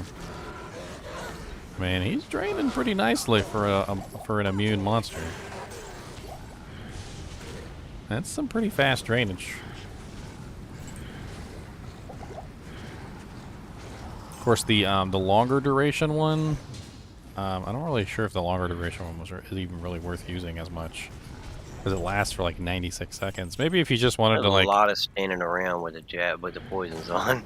Yeah, I mean, I feel like if you were gonna do this, you'd have alternative attacks. So you'd poison, and then probably use something like Charge Strike. That's what I'm thinking. That would be really cool, like just to throw your Plague Javelin and then run in there and Charge Strike while the poison's ticking. I mean, it does eat the poison immunes up pretty nicely. I mean, these are morphines right here, and they are immune to poison, and even without lower res, I mean, they do get eaten down pretty quickly with the. What is your negative? Like 15, right? My current negative is 35. I could beef that up too a little bit more.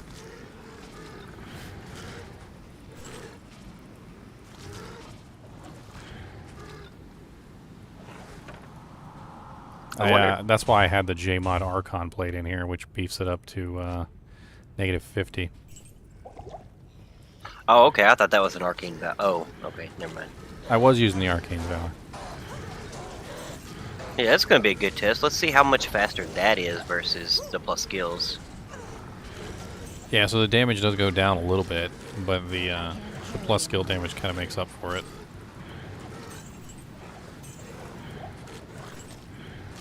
I mean, honestly, the beauty of this build that I really kind of liked when I was playing around with it was just the fact that it's very little pointage. Like, you 20 points in poison, 20 points in plague, and then you've got all the rest of your points to do with whatever you want. You don't even necessarily need pierce, because it doesn't even... It does seem to do, like, multiple clouds when it pierces through targets, but what's the point of stacking the clouds? I don't really know if stacking the clouds actually helps at all. Yeah, but like in a situation right there where you can get the clouds in different spots. I mean, at least 1 point in pierce, definitely. But, like, I don't think you need to stack it or anything.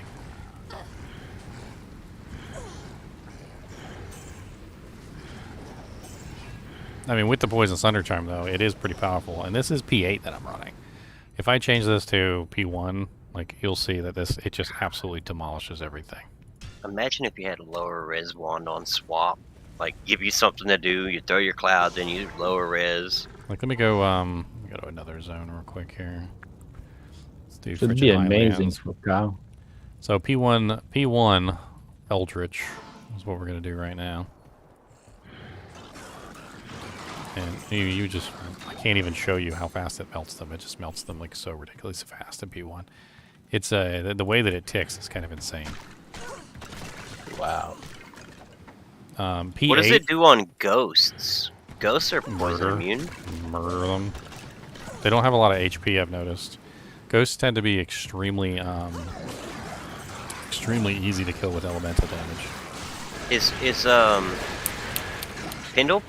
Not Pindle. Yeah, Pindle. Is he poison immune? Either him or his minions, one or the other. Yeah, you should go hit that up. See what that looks like. Violence said if you hit the physical part of the throw, the poison seems to be doing more damage. I have a Plague Jabbas on myself. So he's saying that it does more if you hit, like if you physically hit. It's interesting. You could max decoy too, that way you could put decoy out to take curses for you. Oh yeah, so you get tons of points. Shitty. You can max out the dodges, you can max out your Valkyrie, you can do all sorts of crazy crap. Like you got points to spare with this build. It's freaking epic. And in P1, like, it just drains monsters down to nothing. You should be casting Inner Sight too. Inner Sight lowers their defense if that is a thing where poison does more damage based on how much your physical was. Inner Sight will make you do more damage. The tankiness of the build is certainly like insane. Findle is immune to poison. Findle still died really fast. Look, he dropped an Unearth Wand. They're normally immune to poison, I think. An Unearth Wand. Haha! Now you can put that in your switch. Oh, never mind.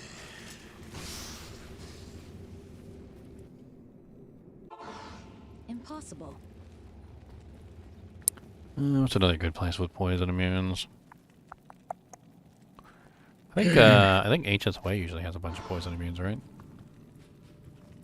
Before River of Flame, you have a bunch of poison immunes. The like those fatty guys that eat your corpses. The poison skeletons in quite honestly, I didn't have any trouble with this character. Like as I ran around, I don't even know why people needed to do the swap to D-Web because it didn't even seem like it was needed. Like she frickin' demolishes. Even in P8 she does pretty well. And I'm assuming with the Sunder Charm in combination with maybe like lower resist from a Mercenary that was being applied on a regular basis, could probably do pretty sick damage. I hate how fast your Mercenary died. I don't like that. Well, he's probably not set up correctly. I don't know. I think I just gave him a Plague Sword and just threw some junk on him. Spike Fiends are poison immune. Yeah, they went down like a sack of bricks. What do I have on him? Fortitude, Athandarial Visage, Plague, and he has dual plagues on. Why does he have dual plagues on? It's probably why he died. Should have something else to do more damage with. No, that's not why he died. He just died because he needs a bow or something. Oh, there's your lower or resistance an area right there. I got space. murdered. We go back to P8. I think I've already demonstrated how quickly he kills and she kills in P1.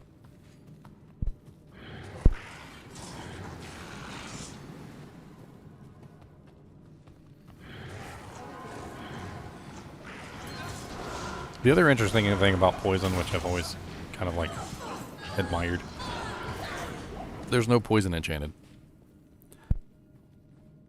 So, you know, you'll come across monsters all the time that are cold enchanted, fire enchanted, lightning enchanted, and that beefs them up, obviously. But, and can sometimes make them immune, but there's no such thing as poison enchanted, so, like, you rarely ever come across an elite monster that's immune to poison that isn't otherwise already immune to poison. True.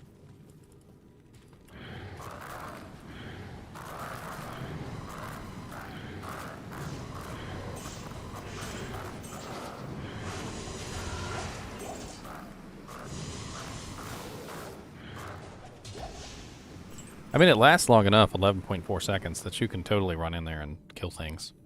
I mean, even with the penalties. That's what I was hoping I would see from you is you would switch Still to like good. whatever you jab. You have if you wanted jab to use or the bend or something. 92-second version. The 92-second version is certainly going to last long enough for you to go in there and play a little whack-a-mole. With all the extra points, you could technically make the character extremely tanky, too.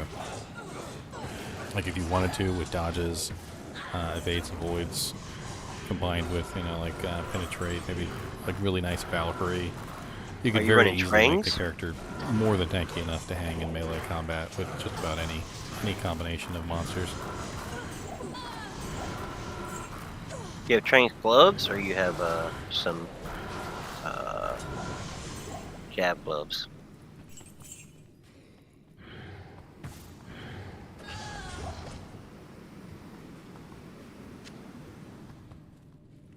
Chilla go burr, or like Cody go burr. Cody's sleeping over there. I see you sleeping. You tired? You want to play with your look at the? The Horizons change it to Bale.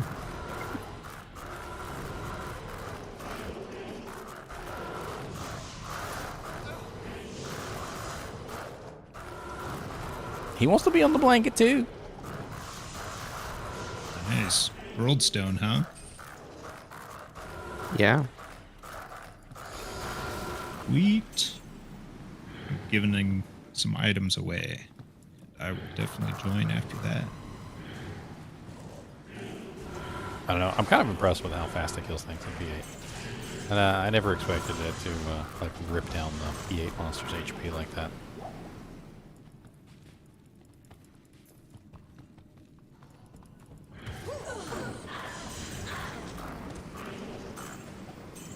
Not only that, but you have the added benefit of being like a indirect damage character.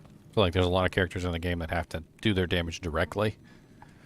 Yeah, not really with the poison javelin. You can like throw your javelin into a room, like in through a door, and then the little cloud spreads out and starts killing everything. You don't even have to be in there, which is kind of a benefit. Like you just kind of hang back and just do your thing, and then go in there and mop up what's left.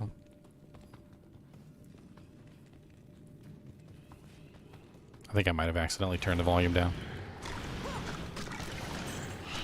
and not heard anything anybody said. Yeah, I was asking. I was saying I'd like to see you go in there after you poison them and hit them with like your fend or whatever. That's what I did. I actually built up fend. So let me go ahead and throw that on the.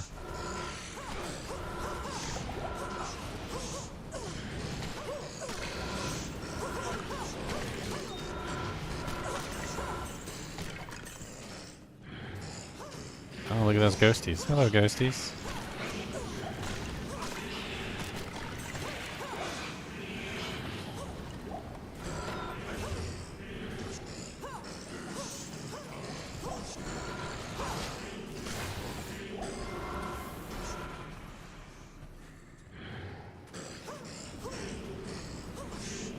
What beta spots?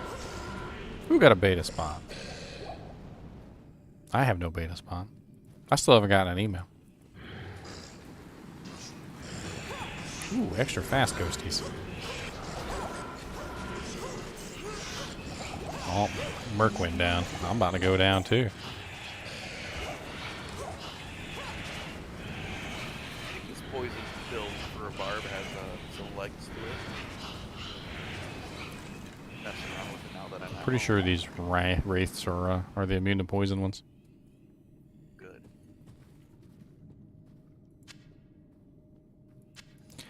Alright guys, I think we'll call it a night. I got a double shift tomorrow. And I'm also going to do a live stream, so a triple shift. Not going to miss a day on our countdown to ladder. I'll catch you guys later. See you. All See right. you later, man. See ya. Yeah. And as for you live streamers, as always, I do appreciate you guys and gals watching my videos. I got some fun videos for tomorrow. I got video for tomorrow. I've got the Paladin shield base video coming out tomorrow. So if any of you Paladins have been like really wondering about like what's the difference between the elite Paladin shield bases, well, I've got a video on it to help you understand the difference between them and why which one is better than the others. As always, thanks for watching and keep watching. Play outro. Why do you do this to me?